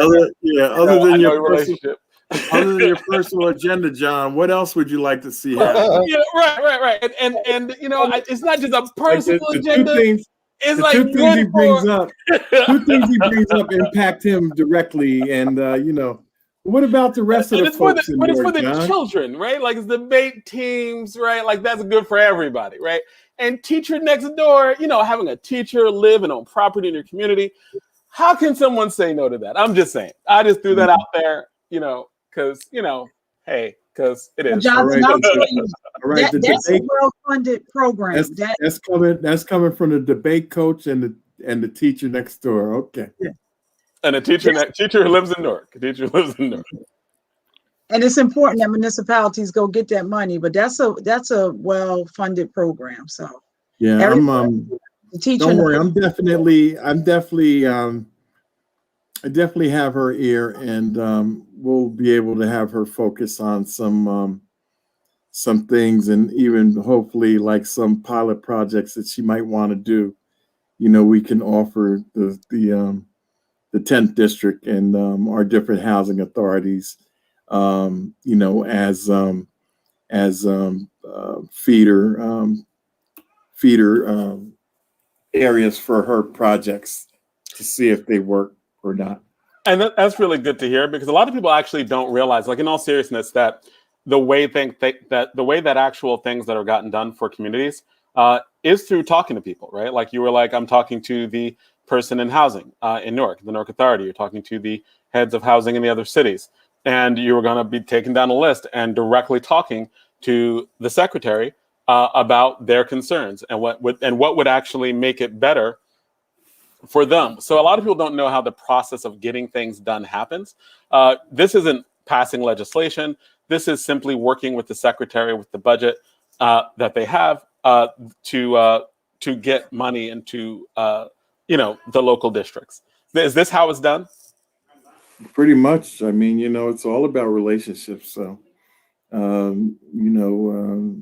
that's the way most of it works. So, I continue to, have a good relationship with her, and hopefully I can do some good things for the district.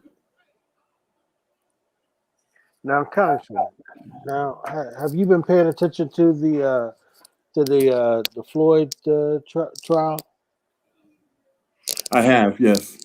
And so, did you get a chance to hear what that lieutenant said today under direct testimony, when he said that the knee on the neck of George Floyd should never have been used?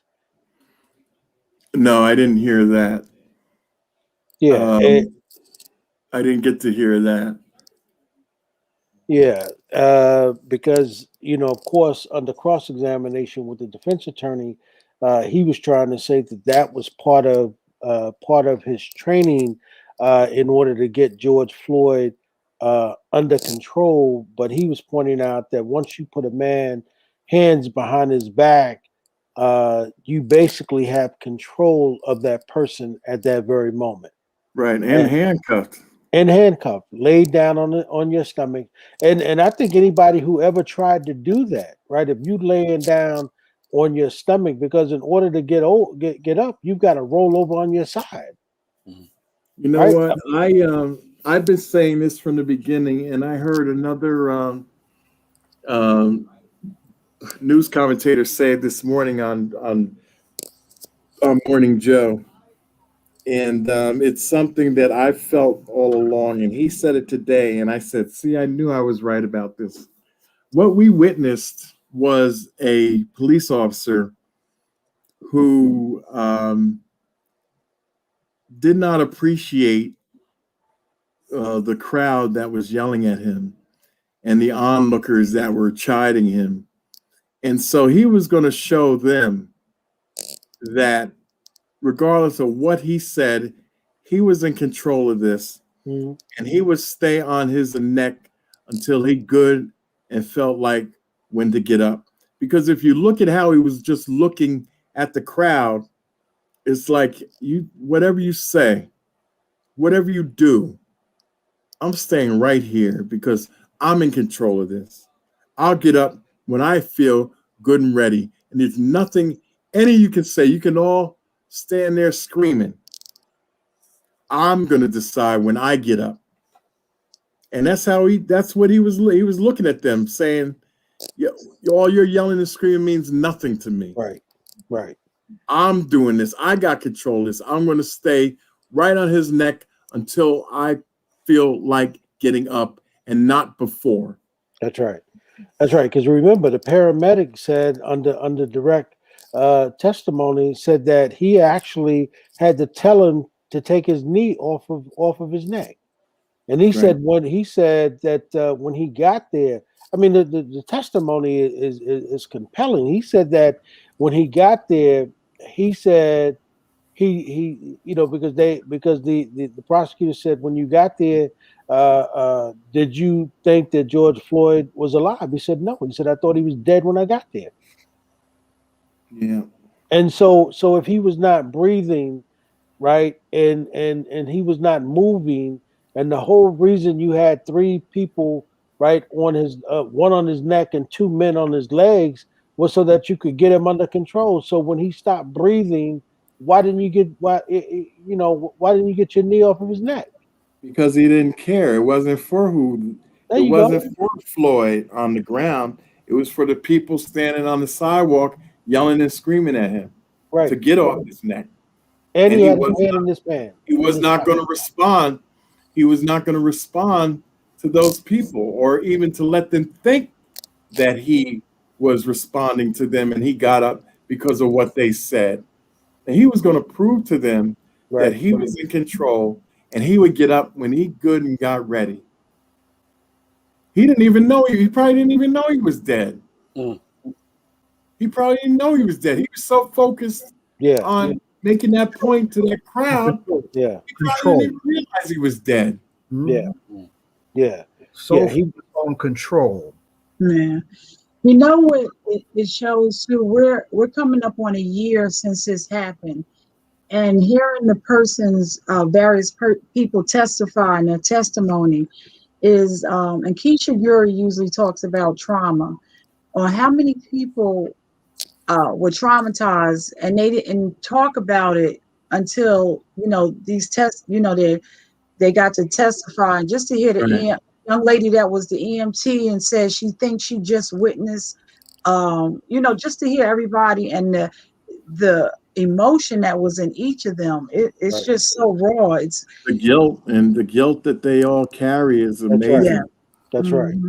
That's their humanity, and this police officer doesn't have any, and now they want you to feel, that he was just doing his job and this and that. It's nonsense, absolute nonsense.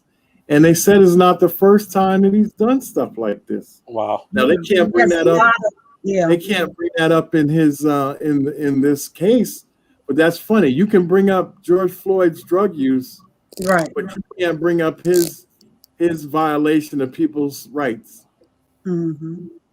That's amazing. And you know what's interesting is I heard someone say that this would not have been allowed for someone to kneel on the neck of a dog for over 9 minutes, right? Every organization out there that supports pets, right, would be rallying around the court right now, right, Absolutely.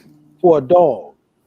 But I mean, of course, I mean, you look at this, and and when you talk about people being traumatized, Donna, that 17-year-old girl, right, when she said she would wake up at night and she said she would apologize to this brother for not doing more, right? I mean, you got to think about this. From my standpoint, Congressman, one of the things I was thinking about, I was saying that for those people to be traumatized, there ought to be punitive damages for all of those people too, where they ought to be able to sue the police department for what they witnessed. They literally saw a man be murdered right in front of them. Right in front of them. How many people have actually seen that? Right? I've never seen anybody be murdered right in front of me. When I watched that tape, I could not believe what I was watching myself. Right. And it's and that poor store clerk that took the bill, he said if he had never taken the bill, this anonymous whatever, he feels it's his response. He caused his death. Right. Right. Like you said, everybody feels some type of remorse except the officer who put the knee on his neck. Right. Yeah. And the officers who aided that, because he wasn't alone. Let's remember that. He was those other three. Yeah. And they all should be for this. But they're subordinate to him. So, and they were like, two of them were like a week into the on the force. Right. So that whole thing of them being insubordinate, they like damned if you do and damned if you don't type of thing, But you know something, something, Congressman, and John, you're gonna remember this. When John and I first met, like 30 years ago, we were young, just graduated from college and all that. And John had said to me, he said, John, you remember this. We used to talk about not hanging out with your friends and having all idiots for friends. You'd want to have at least one of your friends that got good sense, right? That would be able to say, hey man, you killing that guy. You know what I mean? You need to get your knee off of that man's neck. You telling me that out of all three of those other cops that were there, I don't care if you were there on the job for one day, you telling me not one of them cops had enough good sense to say, hey man, you need to get your damn knee off of his neck. That's enough. That's right. They probably, this guy Chauvin seems like he's was a pretty big bully in the police department too. So he's got a history. I don't know if they wanted to mess with him. Yeah. I don't know if they really wanted to mess with him. Right. Mm-hmm. But I'm saying, Congressman, that's like if your kids are hanging out with someone and they getting in trouble, you've trained your kids well enough to be able to say, hey man, you got a mind of your own, right? And your mind ought to tell you, listen, something is wrong here. Not just based on those people who are, screaming at you saying, hey man, y'all killing this guy. Hey man, let me help this guy. The EMT, the firefighter, these people saying that, regardless of that, if y'all can't see them, somebody should have been able to say, hey man, we are committing a crime right now. We're murdering this guy. I mean, it's just absolutely incredible. And for all of us who've seen it, we all are traumatized by it, right? Mm-hmm. Because all of us feel some type of way having seen that. I mean, all of us. And so, and that's why, one brother, when he was testifying, remember, he began at one point, he said, if you live in my community as a black man, here's what happens to us when we get stopped by police. I mean, it's a life or death situation for most black men when they get stopped by police. I mean, you got to make a decision, right? Right. You got to make a total decision at that point to let somebody just totally disrespect you, right? And you got to think about, my fight is not out here on the road, right? Right. It's with me getting back home to my family and taking that to court. And yeah, I just might not get justice, but the question is, can I survive getting back to my family? And that's the conversation that all Black men and mothers have to have with their sons, right? Don't have a confrontation with police officers. Why? Because there's a whole bunch of these Sherman guys out there, just like him. And you know, the brother that was the mixed martial artist, right, who's got some physical skill, right, to do something, right, and who knows he has these physical skills to do something, and who's got these physical skills and his expertise in the physical skills played out in his testimony, and just how dangerous this thing was going down, and he had to pull back, and this is what he got to live with. I've got these skills to actually intervene and to check a bully, right? But if I do that, this is a bully that's got state authority and a gun.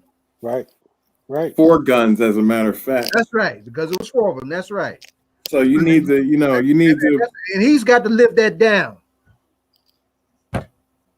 Well, I mean, what I would say to that brother is like, there's nothing you have to live down because the odds were against you. And as you stated, it's like getting home that day.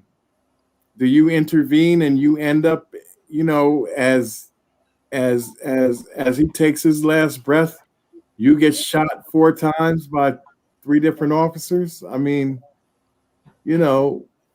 what good does that do? Because at least you're here to tell the story and what you saw that might put this man in jail. But if you use your skills that day, you might not be here to tell the story. Right. And you might be the one person that makes the difference based on what you said to that jury the other day. And I listened to him. He was a very compelling witness. He was. Very compelling. And that may be the choice. Do you get involved and use your skills and potentially end up the same way as George Floyd? Right. Or do you live to fight another day? Right. And the George Floyd protest that led up to so much of this, and to just shift a little bit, there's a lot that the George Floyd protests have inspired, or at least what I've heard, is that there are a lot of things that are going on in Haiti that have been, rumblings under these protests against the current leader that's there. And I know I've noticed more in the news, like rumbling up about protests there than I've heard in since the 90s, right? So I just want to throw this out there because I know that the Congressional Black Caucus used to be, in their international role, used to be really involved in Haiti. Like when something went down in Haiti, Congressional Black Caucus was there. And I don't know how far this has gone, but often, when I hear stuff in the news, when I'm reading different articles, when I'm reading different stuff that I haven't seen in a long time, I'm just wondering, is it about to blow up? Is it about to get above the surface within the United States as well? Have you heard anything, or are there any Congressional Black Caucus rumblings about what's going on in Haiti? And what is the Congressional Black Caucus thinking about any type of foreign policy? I know that you have always had, and your father have always had a strong relationship with Africa. I know there's always been a Pan-African focus. Is there any, and again, me getting more inside baseball and trying to figure out what's going on, is there any talk about what's going on in Haiti right now? Absolutely. Believe me, John, we as you see issues that are, subject to Pan-Africa, absolutely we're talking about it. And, we're working on ways to deal with it. Yvette Clarke is constantly involved with the Haitian community, Haitian American community, and back to the island, as well as Gregory Meeks. Gregory Meeks is having a town hall on Haiti soon. So absolutely, the Congressional Black Caucus is on top of these issues, John.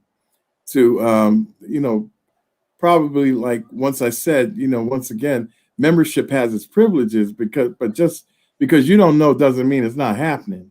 Fair. That's why I always ask. That's why I what we always got. ask. And it's also a place where and again where I can do more research, right? Like in terms of my role as a debate coach when stuff is bumbling up. That's always, got to make sure kids know all that other stuff too. So you've actually been helping us out. Greg Meeks is having a town hall in reference to Haiti. And Congressman Greg Clark is intimately involved with all of those issues. And I've been involved a great deal between the Dominican Haitian relationship, there that is seems to be one-sided, in the Dominican benefit to the detriment of Haiti. So, we're having those conversations as well, in trying to normalize relationships between, those two nations that share the same island. So, we're all involved in certain areas, and we follow each other's leads on different issues. All right. So thank you.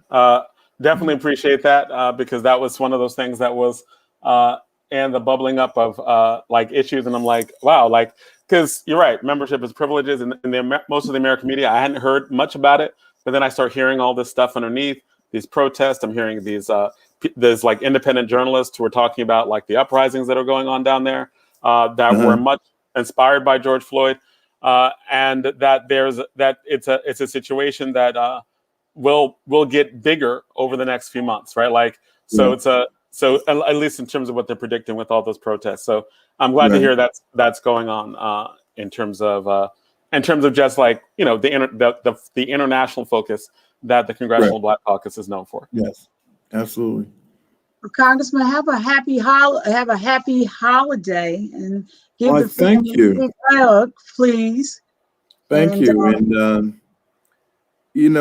just in reference to your the conversation you were having before I got on, Mumia was one of my father's Y students. He had him at the YMCA when he was in high school. They're from Newark. Really? I didn't know that. Wow. You didn't know? I never heard that. Yeah, you knew that, Zay? I never heard that. Oh, wow. You didn't know that? Zay, you didn't know that?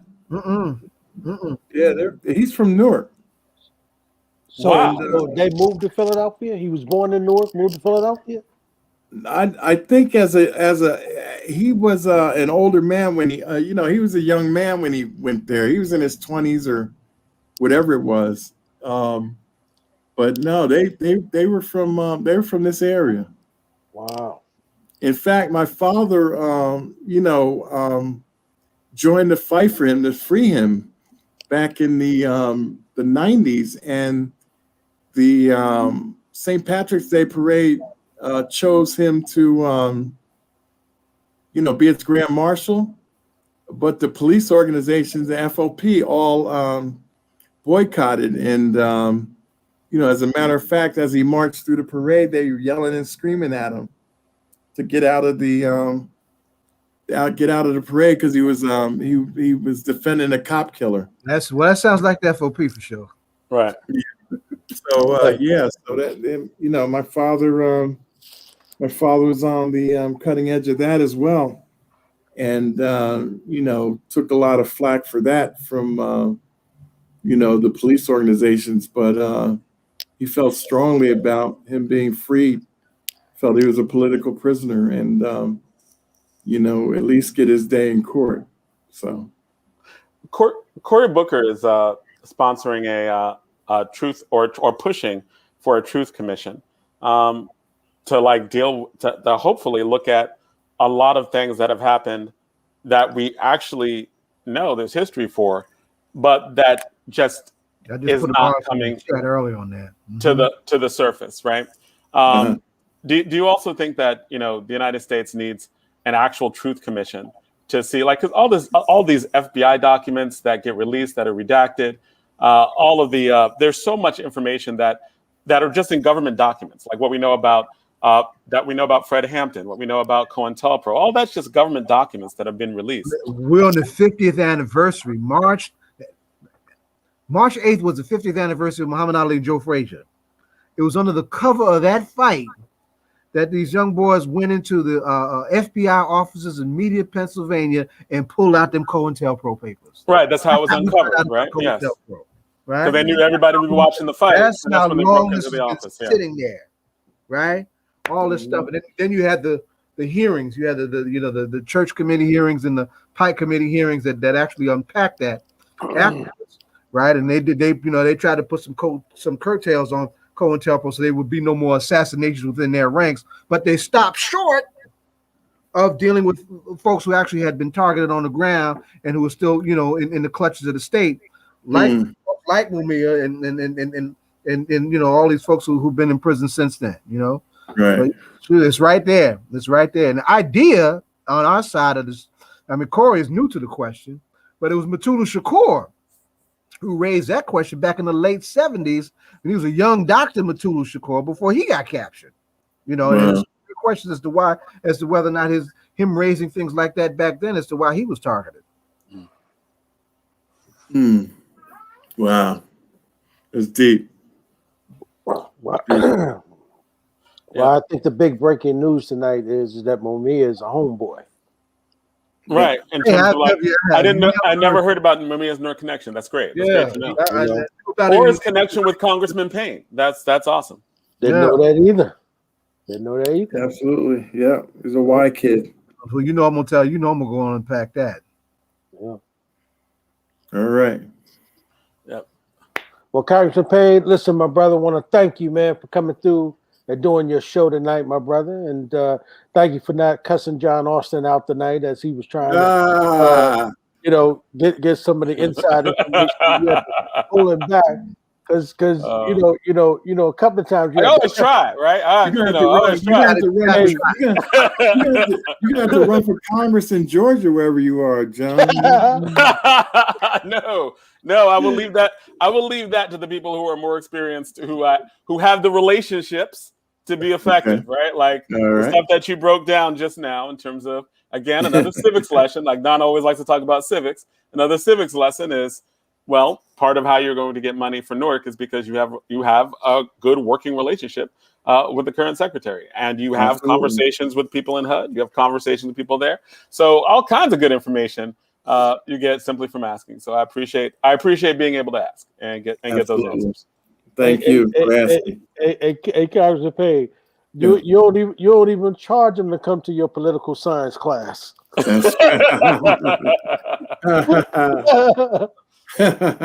and I appreciate it because that is something that I think a lot of people benefit from.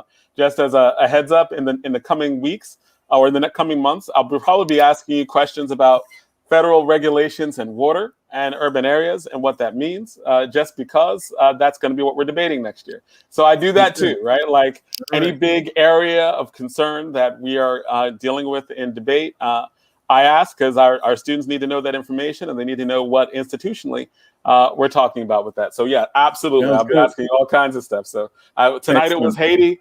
Then it'll be water. I've been asking you questions about the criminal justice system. Part of when I'm asking you questions about the Breathe Act, it is because my students run an element of the Breathe Act in terms of their case positions. And part of it is so they need that information too. So as always, working double, triple time. So I appreciate all the answers that you give. Anything for the kids. Anything for the kids. Absolutely. It's for the kids. It's for the kids.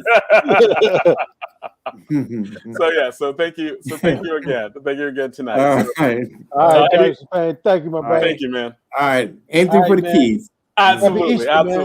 Appreciate that. Did you mention the kids? Yes. Did mention the kids. I did mention the kids. Right. Take care. Happy Easter, brother. Happy Easter.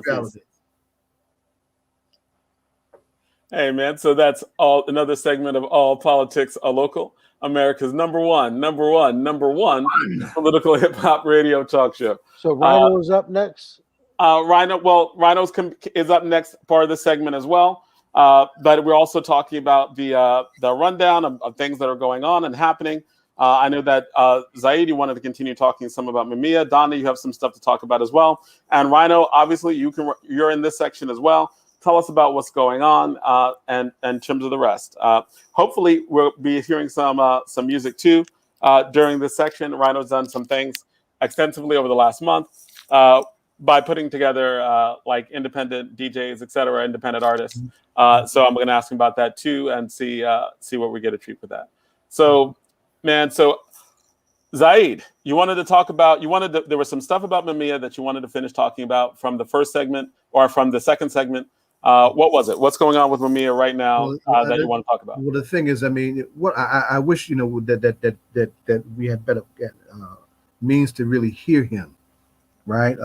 Because his voice is one of the reasons why they have been coming after him for so long.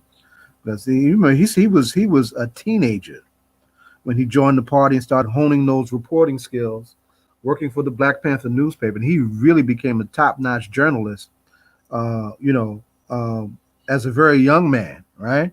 And that's the thing that put him in the crosshairs with the Rissos of the land, because he really was. He continued to do that after, the days of the party were over, basically, and that's really what brought him closer to the whole situation with Move. Just background, because the Move was a new phenomenon, talking about environmental stuff, in ways that folks hadn't been talking about that before. They had a militant edge, right? And the police were beating the hell out of them. And wait, you're telling me Move was an environmental group? Oh, they're one of the mother fathers of environmentalism, right? And that was the organization that he was a part of. No, he wasn't formally a part of Move, but he began to follow and really, study just who they were once they found themselves in the crosshairs of being attacked by the police. There was only one narrative, the police narrative, right? Well, Mia said, well, wait a minute, there are two sides to this story. Let me get their story. And then it came to a head when there was a pregnant Move woman who literally was had to beaten so bad she lost her unborn child, right? And so that's when Mumia really started really examining and taking apart, in his post-Panther days, a whole new wave of police brutality and police corruption. And Risso actually singled him out at a press conference. He said, young man, your day is going to come. You do the kind of stuff that you're doing. And of course, the rest is history. But the thing we were trying to get at is that video that we tried to lift at the beginning with Mumia's grandson. I mean, he wasn't even born when his grandfather was captured. Mumia's grandson is still in his 20s, right? He was confronting Krasner in a very diplomatic, man-to-man, citizen-to-official way about, why he's not doing for Mumia what he was doing for other folks who had, who in prison as a consequence of, being wrongly prosecuted and having bad prosecutorial misconduct and all that. And he's just like, why? And Krasner has been dancing around this. And what's the backdrop? It's an election year, right? It's election year. So the Democratic Party machine is telling him, don't touch Mumia, right?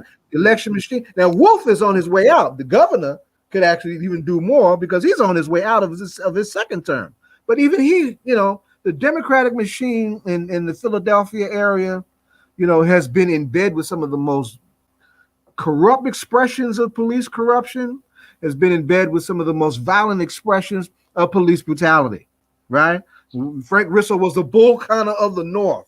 Now, right. I'm old enough to remember what that was like, right? Right, and those are Democrats, right? And there's been no real meaningful split of a healthy way within the Democratic Party to really challenge that. That really has not happened, right? So this is what we're looking at with this guy Krasner, and then this whole emphasis on what he can do and why he's not doing what he should be doing. So I wanted folks to appreciate that. And the other thing is that, he has another comrade. And just talking about, like, because I don't fully understand what you're talking about with the DA, right? Like, so basically the DA is a white liberal progressive who was Yes. elected by Black people for progressive change in Philadelphia. That was supposed to be a big deal. Yes. And he had enacted certain reforms in terms of, like, had he enacted certain prosecutorial reforms? At least 22 people he got. He went into court and said their convictions need to be reconsidered. Okay, so Right? he's done. So he's had a reputation. Yes. He was elected. He was Yes. elected to look at people who've been wrongfully Yes. convicted. Yes. And address that overturn them. corruption and that And racism. he's done that. And he's done that with 22 people. And what was the? But stop short when it comes to Mumia. Now, how many? What? Yeah, did he just get in office? Was it 2 years ago? What was the deal? He's on the end of his first term. So he's 3 years in. He's 3 years in. Yeah. So election year 2021 is the election. Yes. All right. So basically, well, does he think the Fraternal Order of Police is going to support him? They didn't support him in the first round. Right. Like they wouldn't. Like if you're saying like he released 22 people, then there's no way they would support him in the first round. Yeah. So clearly, they've been against him from the beginning. He's always been at crosshairs with them, right? So why he's not standing up now? It's really like, really?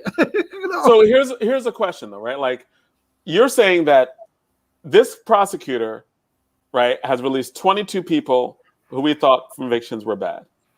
There was new evidence that came out really in the last month that really like a big like box of evidence that had 6 boxes came out last year. 6 boxes of evidence that they just realized had or at least they just publicized had exculpatory evidence in it. Exactly. This is something like published, right? Like that, and the evidence is so bad. It's like the evidence basically says that the person who was responsible for the testimony that convicted Mumia he was what? He was paid. That he was paid for that. He's paid for his testimony. Mm-hmm. So and that is something that prosecutors are not supposed to do. You ain't supposed to do that. So paying for testimony is something because in the I'm asking, right? Like because in the box it says we like the person who gave the testimony, he's asking to be paid. Mm-hmm. He's like, what is he like? What is it? He's saying, hey, give him money. It's actually a very polite letter. His name is Robert Schobert, right? Very polite. He's asking, when can we make the arrangements? Is there anything else I could do? Because he's like, yeah. So it's blunt, and let this man. And you're saying that what we should be talking about with Mumia, just based on that, working backwards, is his release. Well, no, but let me just get this more clear. Right? I just want to get this more clear. This letter from the key witness to the prosecution about getting paid was never given to the defense.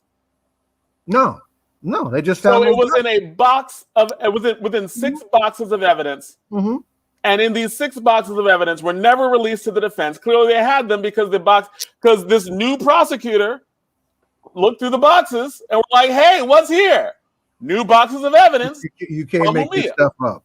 No, I mean, is that what happened? Like the new prosecutor? Yeah, you can't make this. Basically, went to the basement and was like, "Oh, here are these boxes of evidence," and they were like, "Oh, here are these new boxes of evidence that were never released to the defense that actually have evidence in it that could be exculpatory. Mm-hmm. Evidence where the lead witness is asking for money. This is what's there. This is not speculation. This is what is being talked about right now. Yeah. So this prosecutor, like, isn't it? Maybe next time we'll just have a legal. You know what I want to do? The Ray Charles version of America, the Beautiful, right now. But I'm just saying, like, if you withhold evidence, right, actual evidence, if you withhold evidence that can be exculpatory, isn't that a violation of the law? Isn't that prosecutorial misconduct? That is prosecutorial misconduct. Like, isn't that like really basic one-on-one prosecutorial misconduct? Right, but the problem with that is, John, is they have the total support, right, of law enforcement, right? I mean, all of them are working together to keep Mumia in jail, right? If they were not working together, Mumia would have been released a long time ago, right? But they all are working together. I mean, if you go back and listen at what the grandson said to him when he ran into him, the first thing that this prosecutor says, he says, "I can't do nothing to get your grandfather out." But that, and that's indifferent, right? From a legal perspective, somebody would say, "Well, are you treating my father differently than those other 22 people Exactly. that you got out?" Exactly. Because he got And 22 it is, yes, people you're out. treating them different. But Ed, right? Like, can you tell me this, right? Like, if there is exculpatory evidence that is being withheld from the defense, and we know, like right now, his lawyers are all over this. They're like, "Hey, here's this exculpatory evidence that's being withheld from the defense." How does that just get ignored? I just told you, John. Right? But remember, in all cases, John, there's something that is called discovery, right? And everybody have to show their hand, right? Right. The defense attorney, the prosecutor, they nothing is a surprise. We all know what's going on. The problem is that the judges that are involved, the lawyers are involved, the political people are involved, and that's exactly why that prosecutor would say that to the grandson, because he's saying there's nothing I can do, right? Because he's saying this thing is bigger than me. Remember, Mayor Baraka tells us that all the time, right? When he says that the people who are his enemy are not these people who run around the city of Newark and say, all these crazy things. No, his enemy are bigger than that. Why? Because these people see what Newark can be. They see the closeness to Newark to New York, right? Mhm. And so for them, if they could find a way to remove Mayor Baraka, right, and take over the city and put in a mayor that they want that can be controlled, right, it'd be a whole different city. Same thing in law, John, right? When Mamiya should have been released a long time ago. Listen, Yes. don't y'all remember that guy who went to the lawyer who got popped for Trump, who went to prison, and they let him go home to do his time because of COVID? Right.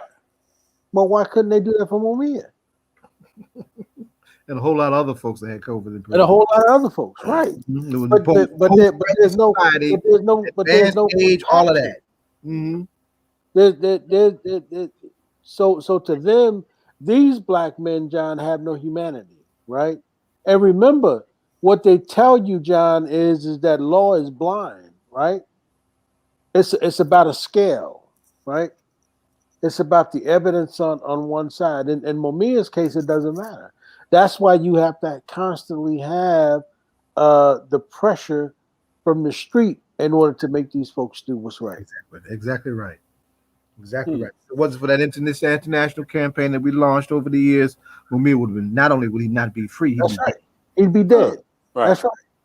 I mean, you got to think about it, John. I went to a rally in Philadelphia almost over 25 years now for Mamiya.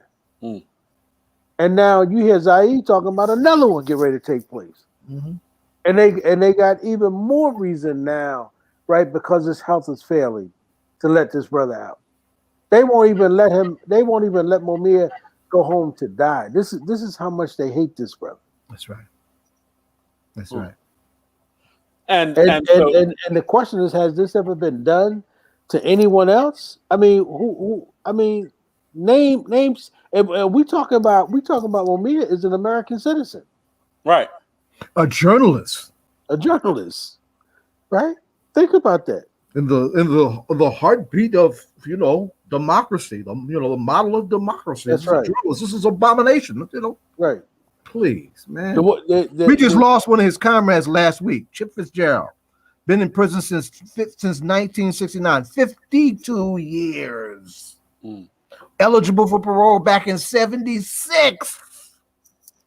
Yeah. Right? Man had a stroke, was sick years ago, right? Had a major heart attack, and the consequences, the complications connection with the heart attack took him out of here, right? But 52 years, right?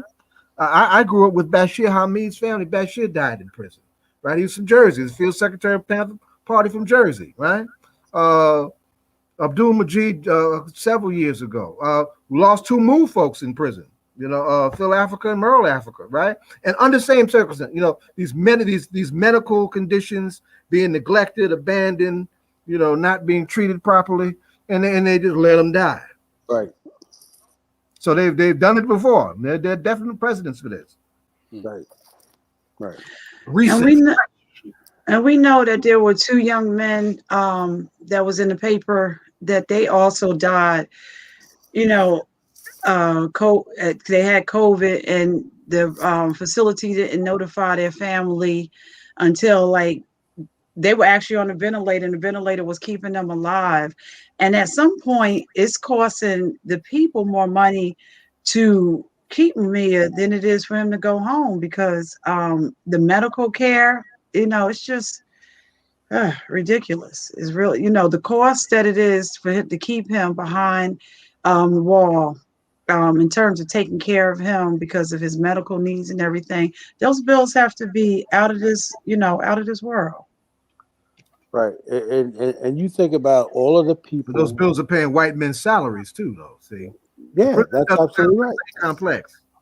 Right. No, I got the salary part, but I'm saying I know you do, but I'm just but I'm saying, but also for them to keep him, the medical expense and all of that, it's you're absolutely right from both a humane and a common sense approach. You're right on all of those counts, right? But it's not built about being humane or about any of that. It's about replacing labor that they got rid of in this country through corporations leaving this country for poor countries and people making slave wages, right? Those good jobs that we used to see black men even having once upon a time in our lifetime, right? Good jobs, good paying industrial jobs, right? That are no longer here. What did they replace them with? They replaced them with these prisons and the cost of these prisons. And to make sure that they're taking care of those white men who were formerly would have been in position to have those other jobs first. That's absolutely right. Remember, Michelle Alexander speaks to that, right? In her book. The New Jim Crow, yeah. What she's talking about. And you got to think, man, that sister took a lot of heat for having wrote that book, right? She took a lot of heat for that, man. And think about it. When you see all these experts on TV, all these lawyers, how come they don't call her? Mm-hmm. She gets very little play, right? Yeah. Every once in a while, now listen. You want to hear some controversy? She came out with a op-ed that went through the New York Times that took on the question of Israel and their racism, right? So you even hearing less about her now, right? Because that's a whole nother wing of another powerful lobby. And we're talking about the kind of abuse that we see with these chokeholds killing folks, right? There's a talk now about the kind of training that's going on between Israeli military forces and U.S. military forces and anybody else that gets that circle of forces. There was a young woman from El Salvador who was killed in Mexico. Same circumstance, same whole everything. Victoria Salazar, she was just raised up by protest forces in Mexico City and whatnot, right?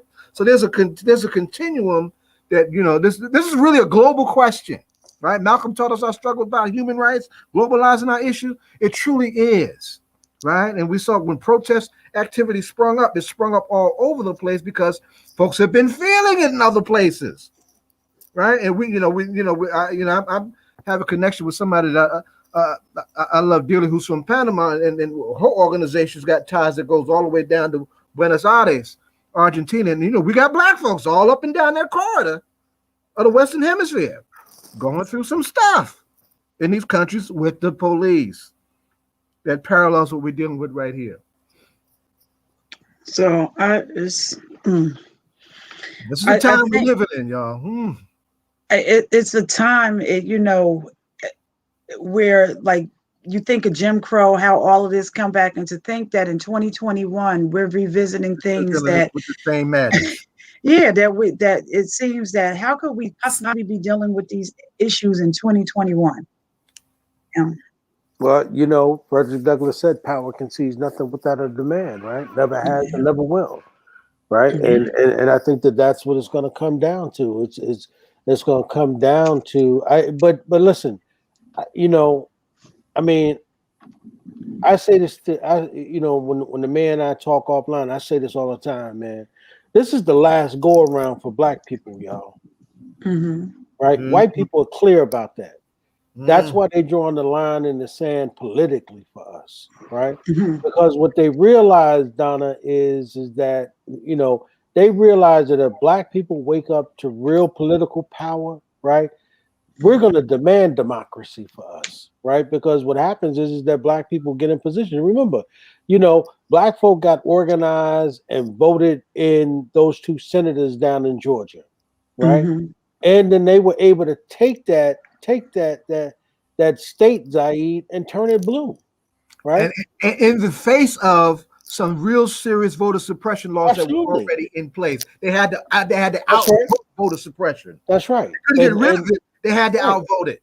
And then what they did, Zaid, what they did was they did something real community like. While all those people were standing in those lines, right? People decided to be community. They decided to give those people some food, give those people something to drink, give those people something to sit down on, but don't get out of line, right? Don't let these people outvote you, right? They came up with all of that. And so what these folks looked at and what they saw was they said, oh, hell no. They said, we've got to stop that. And what they realized is that because they are in political power, what they were able to do was to go in and change the law, right? And remember, America prides itself on being a nation of laws. Nation of law, that's right. Right? This is what they pride themselves on. And so what happens is that when black folks learn how to play that game, they change the game, right? Absolutely. Remember, Jesse Jackson said that if you play fair and square, and if everybody know the rules, black folk got a chance to win. But if you change the rules, then you got an opportunity to go and change the law, because now we don't know the rules. Now all of a sudden you changing the law, and now we have to adapt on to adapt on the fly. Remember, Donald Trump is planning. This dude is planning to run if they don't find a way to put his ass in jail. He's going to run in 4 years. Well, just think a law that says you cannot give somebody water while they're online waiting to vote. Yeah, how horrible do you have to be to write a law like that? Well, that's half the state. But here's the thing, though, y'all. It is not meant for white folks. That is meant for black folks. Absolutely. No doubt. Yeah. That's not what they're saying, because what happened is these folks don't ever want to be seen using race, right? They use it covertly. Their goal is to stop black votes. Remember Donald Trump, when he was telling the Secretary of State to take those votes, he wasn't saying take the votes from white people. He said, no, take the votes from them black folks. Those are the votes I want you to throw out. I want you to throw out all them black votes that went down there and voted for Biden and Harris. Throw them votes out. That's what that was all about. That's right. He didn't say that. He didn't use those words. He was using code words to his people. Y'all know what I'm saying? Got to be strong. Right. And when they talk about take back America, they talking about taking back America to make. Because remember, there was a time in this country, it was just black folks and a bunch of immigrants in America. Africans and all these Europeans coming from all over. They were the invaders. Why? Because the land belonged to Native people. And now all of a sudden, because they got power from the land that they've stolen, right? Now they're dictating who can come into America and who can't. The land of the free, the home of the brave. It's I know I was down in Exchange Place and just looking like that was Exchange Place is a old maybe Polish community, and just reading the different markings and stuff down there, like all of these areas, like you said, they were all immigrant communities. Now they're I don't know. It's just whew. But work cut out for us. I tell you what. but Zaid, this is the conversation that every now and then right? White folks say that they really want to have with us, right? Mhm. They really want to have an uncut conversation. No, they don't, because if you really gonna have this uncut conversation, people's feelings are gonna get hurt. That's right, and they got to come off their privilege, Right, and and that, they ain't trying to do that. right, and until we have that conversation, and then talk about see that's why we can't really get to reparations, right? Because white folk don't want you to tell them the shit that they really did, That's right. right?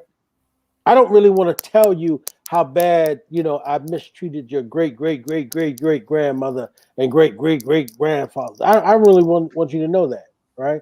I want you to believe that me and Becky, when she start crying, she really cares about your humanity. No, she don't. Mhm. No, she don't. Or And she'll apologize to you, and Yeah, shouldn't that be enough? yeah. You know, Let's get along. right. I mean, what I want you to do, Not a man for that.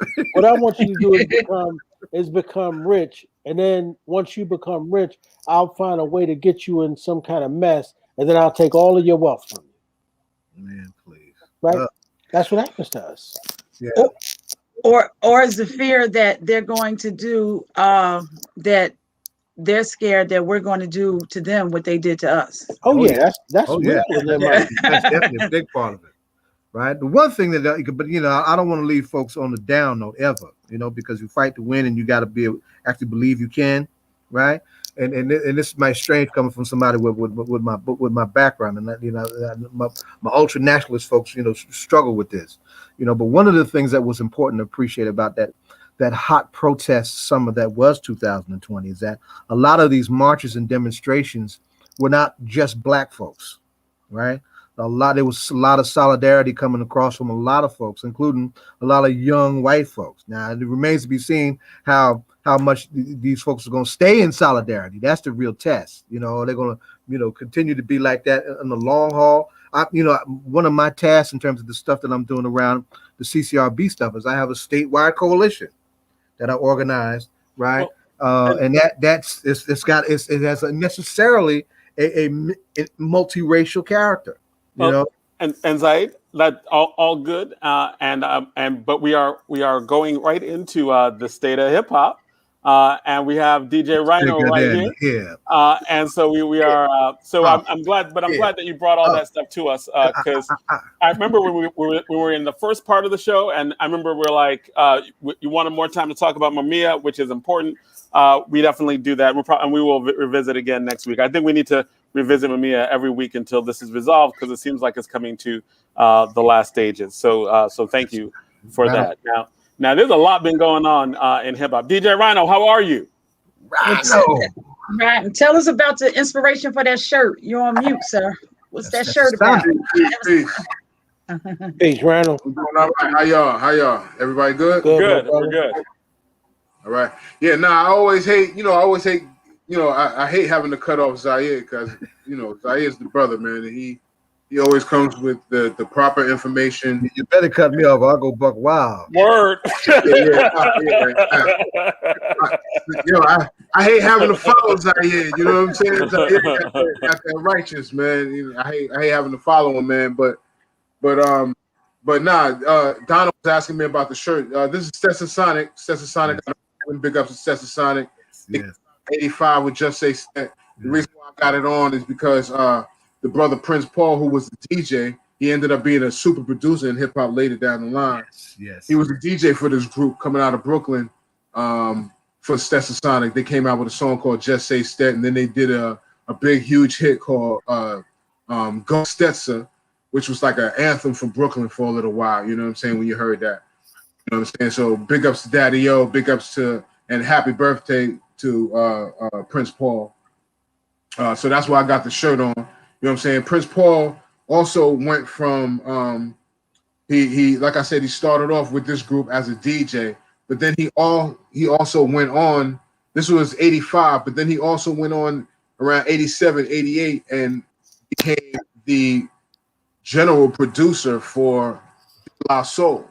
Mm-hmm. De La Soul, who y'all know, who came out of Amityville, Long Island, and it came out kind of like with the Daisy Age. They were like the hippies of hip hop at the time, because they had like Daisy Age, the kind of like the suburban style of hip hop.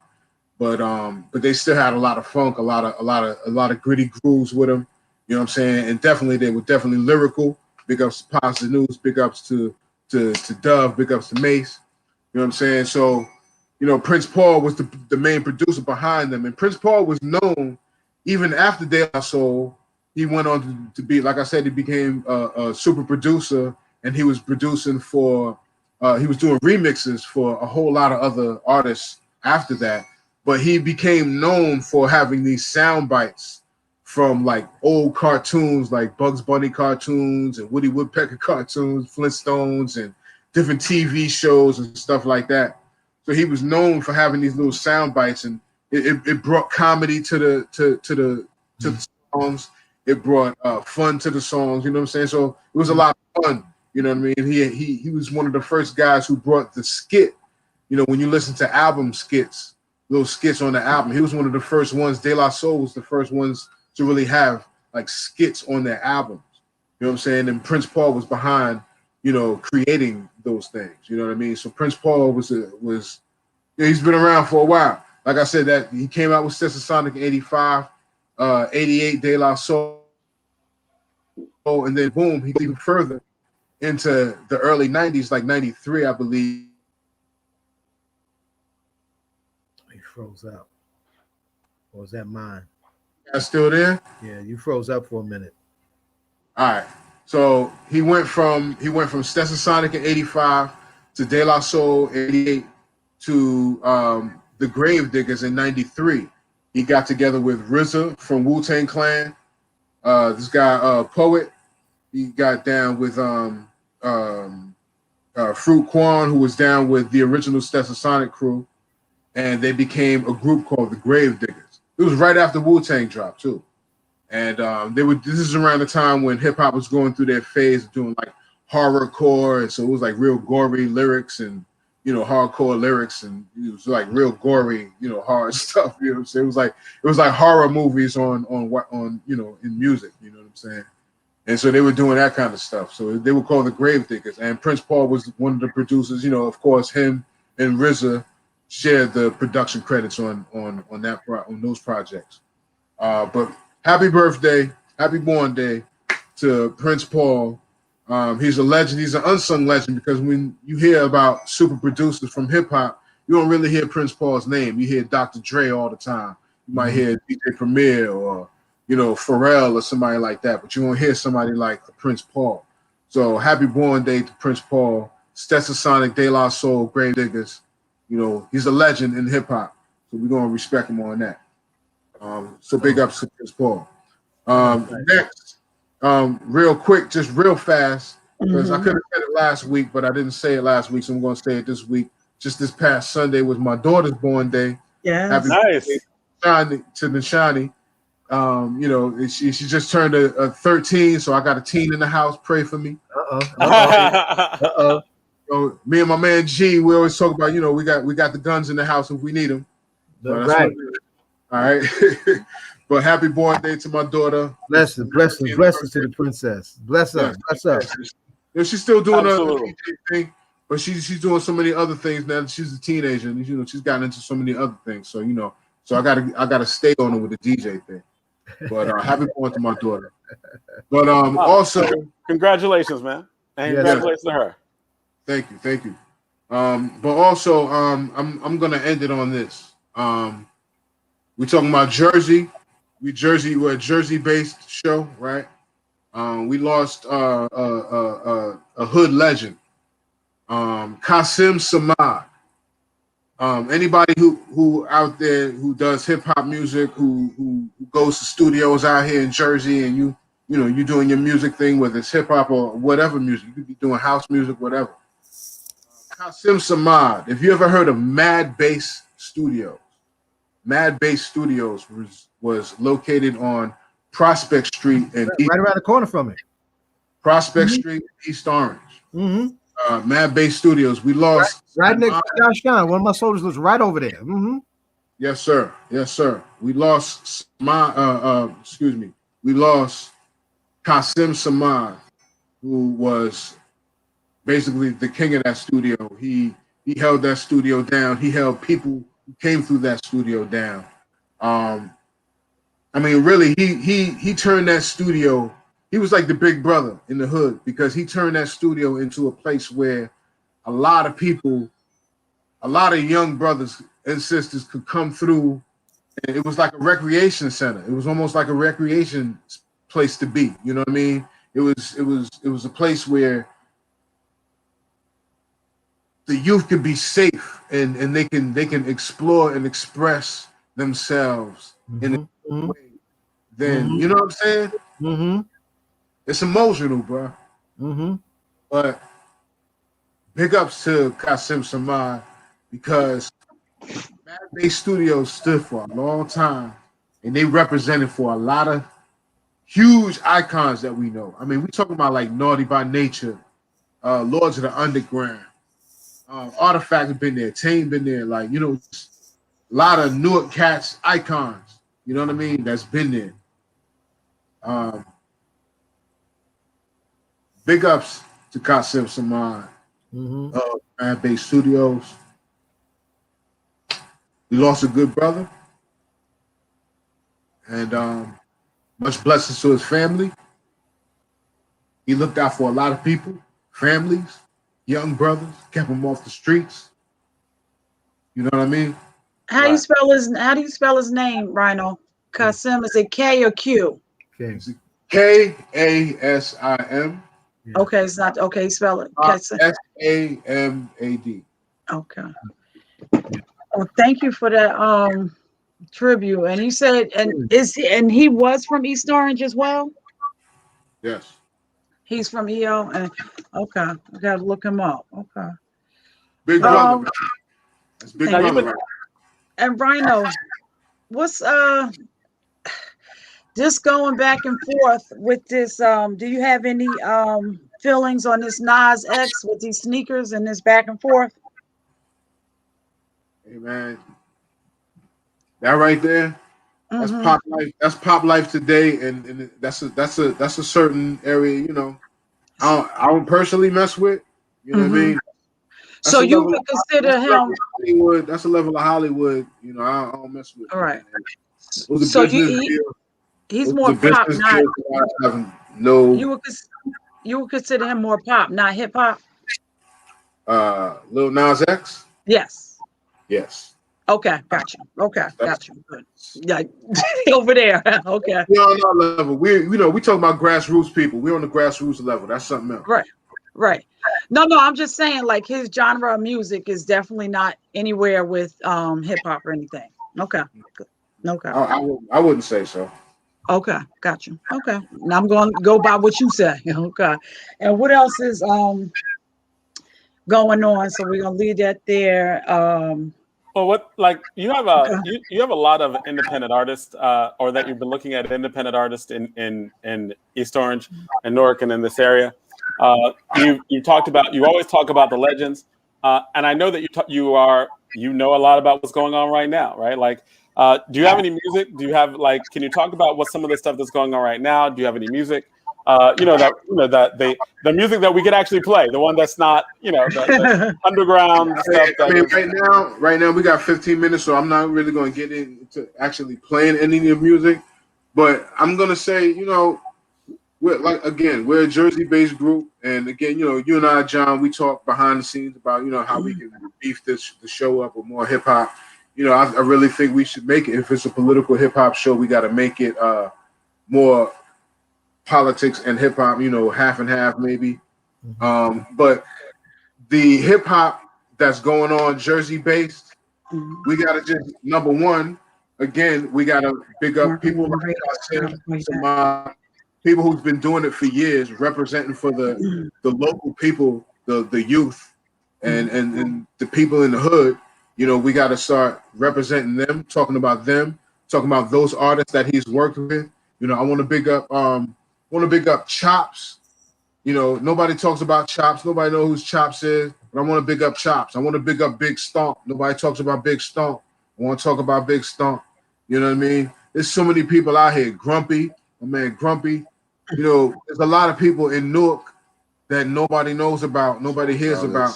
And they, Soul Zales, all my people, Ramageddon, and back to the Artifacts, because the Artifacts still, even though they blew up, they didn't blow up enough. They didn't get enough respect. There's so many people out here that's doing music and pouring their hearts and souls into the music, into the artwork, and that's really doing it and been doing it for years. Mm-hmm.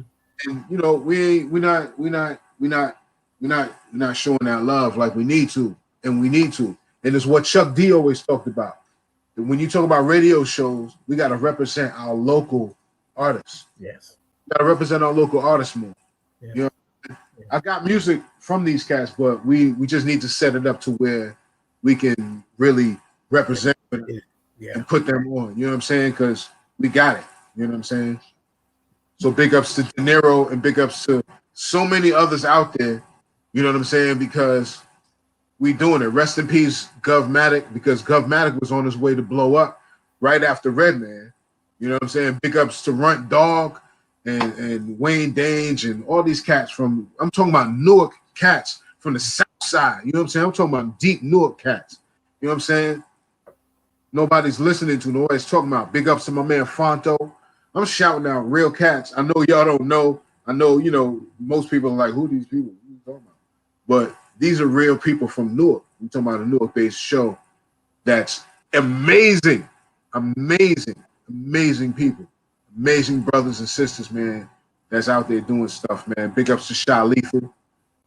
She's doing a lot of good stuff for Jersey. She's representing the Jersey, the whole state. She's not even just doing Newark. She's representing the state of New Jersey. She comes out of East Orange, and she's representing the whole state of Jersey. So, we gotta, let's do it. Let's do it. I love y'all, man. Let's do it. Indeed. You're feeling it, man. Yeah. So what's any other who's who was I listening to? I was somewhere. Is it Joe Buttons? Is he from Jersey City? Jersey City. Yeah. Yeah, and I was just listening to I heard him and I forgot the kid's name, but him and one of the other dudes from his podcast, they're going through therapy or something like that. They put the podcast on hold for a little while just so they can go get some therapy. And I want to big them up, for that. You know what I'm saying? People and to have that out there in in the media, you know what I'm saying, that they just going to go get therapy for whatever it is. I haven't read deep into what it was that brought them to that point.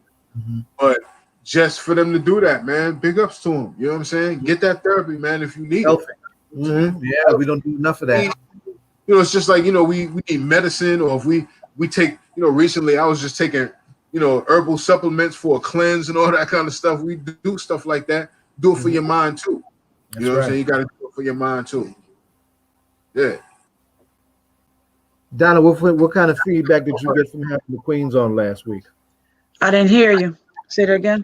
What kind of feedback have you gotten from last week from having the Queens on, from having Brittany and Angela and the sisters on? What kind of feedback did you get?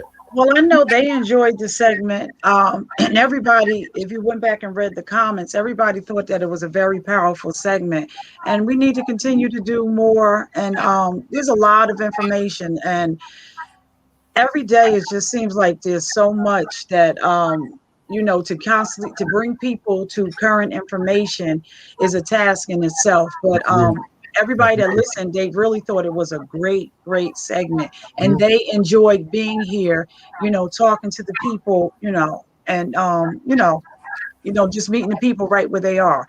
And that's, it's always great to do that, and just kind of, just sometimes listen and hear. And sometimes we think some things are so far out of reach, and we realize that they're happening right here, like what's going on in Georgia. Councilwoman Reynolds Jackson is dealing with right down in Trenton. This voter suppression is really real. And I had the pleasure of speaking in my capacity as a councilwoman to some students at Oakwood Avenue. And I'm always, people don't realize how important all politics are local, and how we really need to be engaged. And when you kind of bring things to people attention, people are always like, wow, like 17,000 registered voters in Orange, but only 3,000 people come out and vote. Why? Sometimes, we have to constantly hear what our reality is and how do we get more engaged civically so that we can know how to make change in our community, from the simplest things to the larger things. It's really, really important. And again, we're coming up on Memorial Day weekend, which will mean a year since George Floyd happened and how he got killed on African Liberation Day. But how, May 25th is. Say that again. He got killed on African Liberation Day. He got killed on May 25th. May 25th, yeah. Yeah. But I know where you're going, but I wanted to point that out because that's a place of Pan-Africanism that used to be very prominent that we need to bring back into prominence.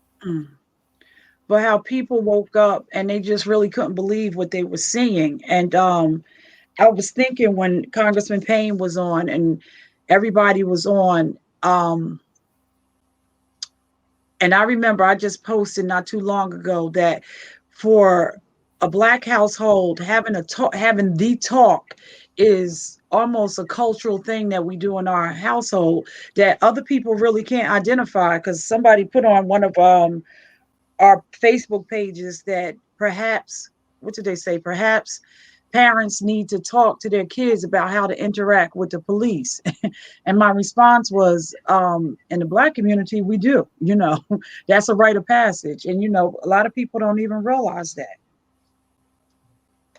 I'm talking to a room full of young men, and I think I was talking to my nephew about how old was he when his mother first talked to him about interacting with the police, because I'm jumping around, but on Queen Sugar, they have a character, Blue, and he's like 9 years old, and they had a talk with him about interacting with the police, and just that Ava DuVernay was so raw with that. And Rhino, you have a son. How old were you when you first had that conversation with your son, and how old were you when you first got the conversation? Man, you talking about dealing with police? Yeah. I probably had that conversation with my son since he was about anywhere between 7 or 10 years old. You know what I mean? Because you want them to kind of understand things early before it happens. You know what I mean? It may not happen until they're in their pre-teens, teens, but you want them to understand before it happens. So I kind of told him a little early, just talking to him about it, just talking to him about it. Because I was always on, I've always been on that. I've been a very militant kid since I was 18. So, going into my adulthood, I had my son when I was 29 going on 30. And, I've just always been on that, so when I had my son, by at least by like 7, anywhere between 7 and 10, that's when I started talking about stuff like that. Do you remember how old you were when your parents had a conversation with you? My parents didn't have a conversation about it. They didn't? Okay. My father, we never talked about none of that kind of stuff when I was growing up. My father was talking to me about bullies, maybe. We had a conversation about bullies, and even then, he used to tell me to talk it out with the bully.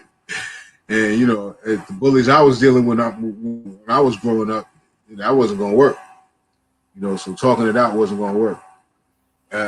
Same thing with my mom. My mom didn't really have any answers for that because she was a woman. I'm a boy, going into manhood. How much could she really tell me about that side of it? You know what I mean? That's how I kind of see it. But so I didn't have those talks when I was coming up. You know what I'm saying? I just kind of had to. Let me tell you, and people, I always go to this, and this is why I'm part of the show. I feel because this is the hip hop part of the show, right? What helped me was hip hop. What hip hop always saved me. Hip hop saved me in the street. Hip hop was the missing piece in my family. When I, whatever my father and my mother didn't teach me, hip hop helped me. You know what I mean? As well as some of the brothers in the street, not all of them, but some of the brothers in the street helped me too. But hip hop helped me, man. Hip hop saved me. KRS-One and Chuck D and all of that. You know, they would talk about stuff like that, dealing with cops, dealing with black cops, you know, all of that kind of stuff. You know, that was hip hop. Hip hop taught me about that. So, you know, that's where I got that conversation. I didn't get it from my parents. My parents didn't. You see what Principal Caffelli said? He said, I share with educators about the talk all the time. And most of the white educators in the room are floored with this as a part of the Black family culture. Yeah. Their worlds are so far removed. Yeah, it's something. And we have to talk about that more. And I want to next week probably bring up the clip and I'm gonna send it out to everybody. I know last week of the talk from Queen Sugar, of how they did it on Queen Sugar. And she dealt with George Floyd, you know, last week. And I know it hit so hard the way she dealt with it. And she dealt with it really from a male perspective. And I know I sat in front of my TV and I cried the whole show. And I will encourage you guys to look at it. It's you know, to look at it and how she was able to tell it from a storytelling perspective. I saw the episode that she did with the teenage boy when he got stopped by the police, and then that was a rough one. That was a rough one, and that was a, you know, and that was you know, typical of the kind of stuff we face, you know. But I didn't see the one with the little boy. Yeah, right? I'll send the clip out to everybody, but we have I know we have 4 minutes. You know, left. and I said it last week, and I'll say it again that go ahead, Rhino. Now, real quick, I wanted to say, did any of y'all see American Skin? Oh, I have not seen that. I did not see that. What is that on? Prime? I think it's on Amazon Prime. Okay. Amazon Prime. Look for it's the Nate Parker. Right, film. the Nate Parker film. That's comeback film. Zaire, Donna, John. Seriously. Okay, but here's the thing. I'm going to take your word. I'm going to take your word for it. Okay. But if a certain character lives at the end of that, I don't think I'm going to be happy. And I think you know what I'm talking about based on what it is, right? Like if it's one of those films that's like We Shall Overcome. Yeah. If it's all hands across America at the end.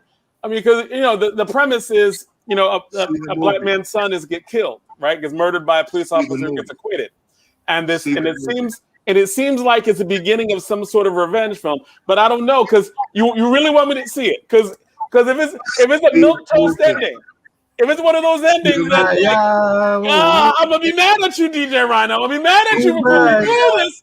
If at the end of this movie, you gotta know me better than that. Okay, I know. I trust you, Rhino. I trust you.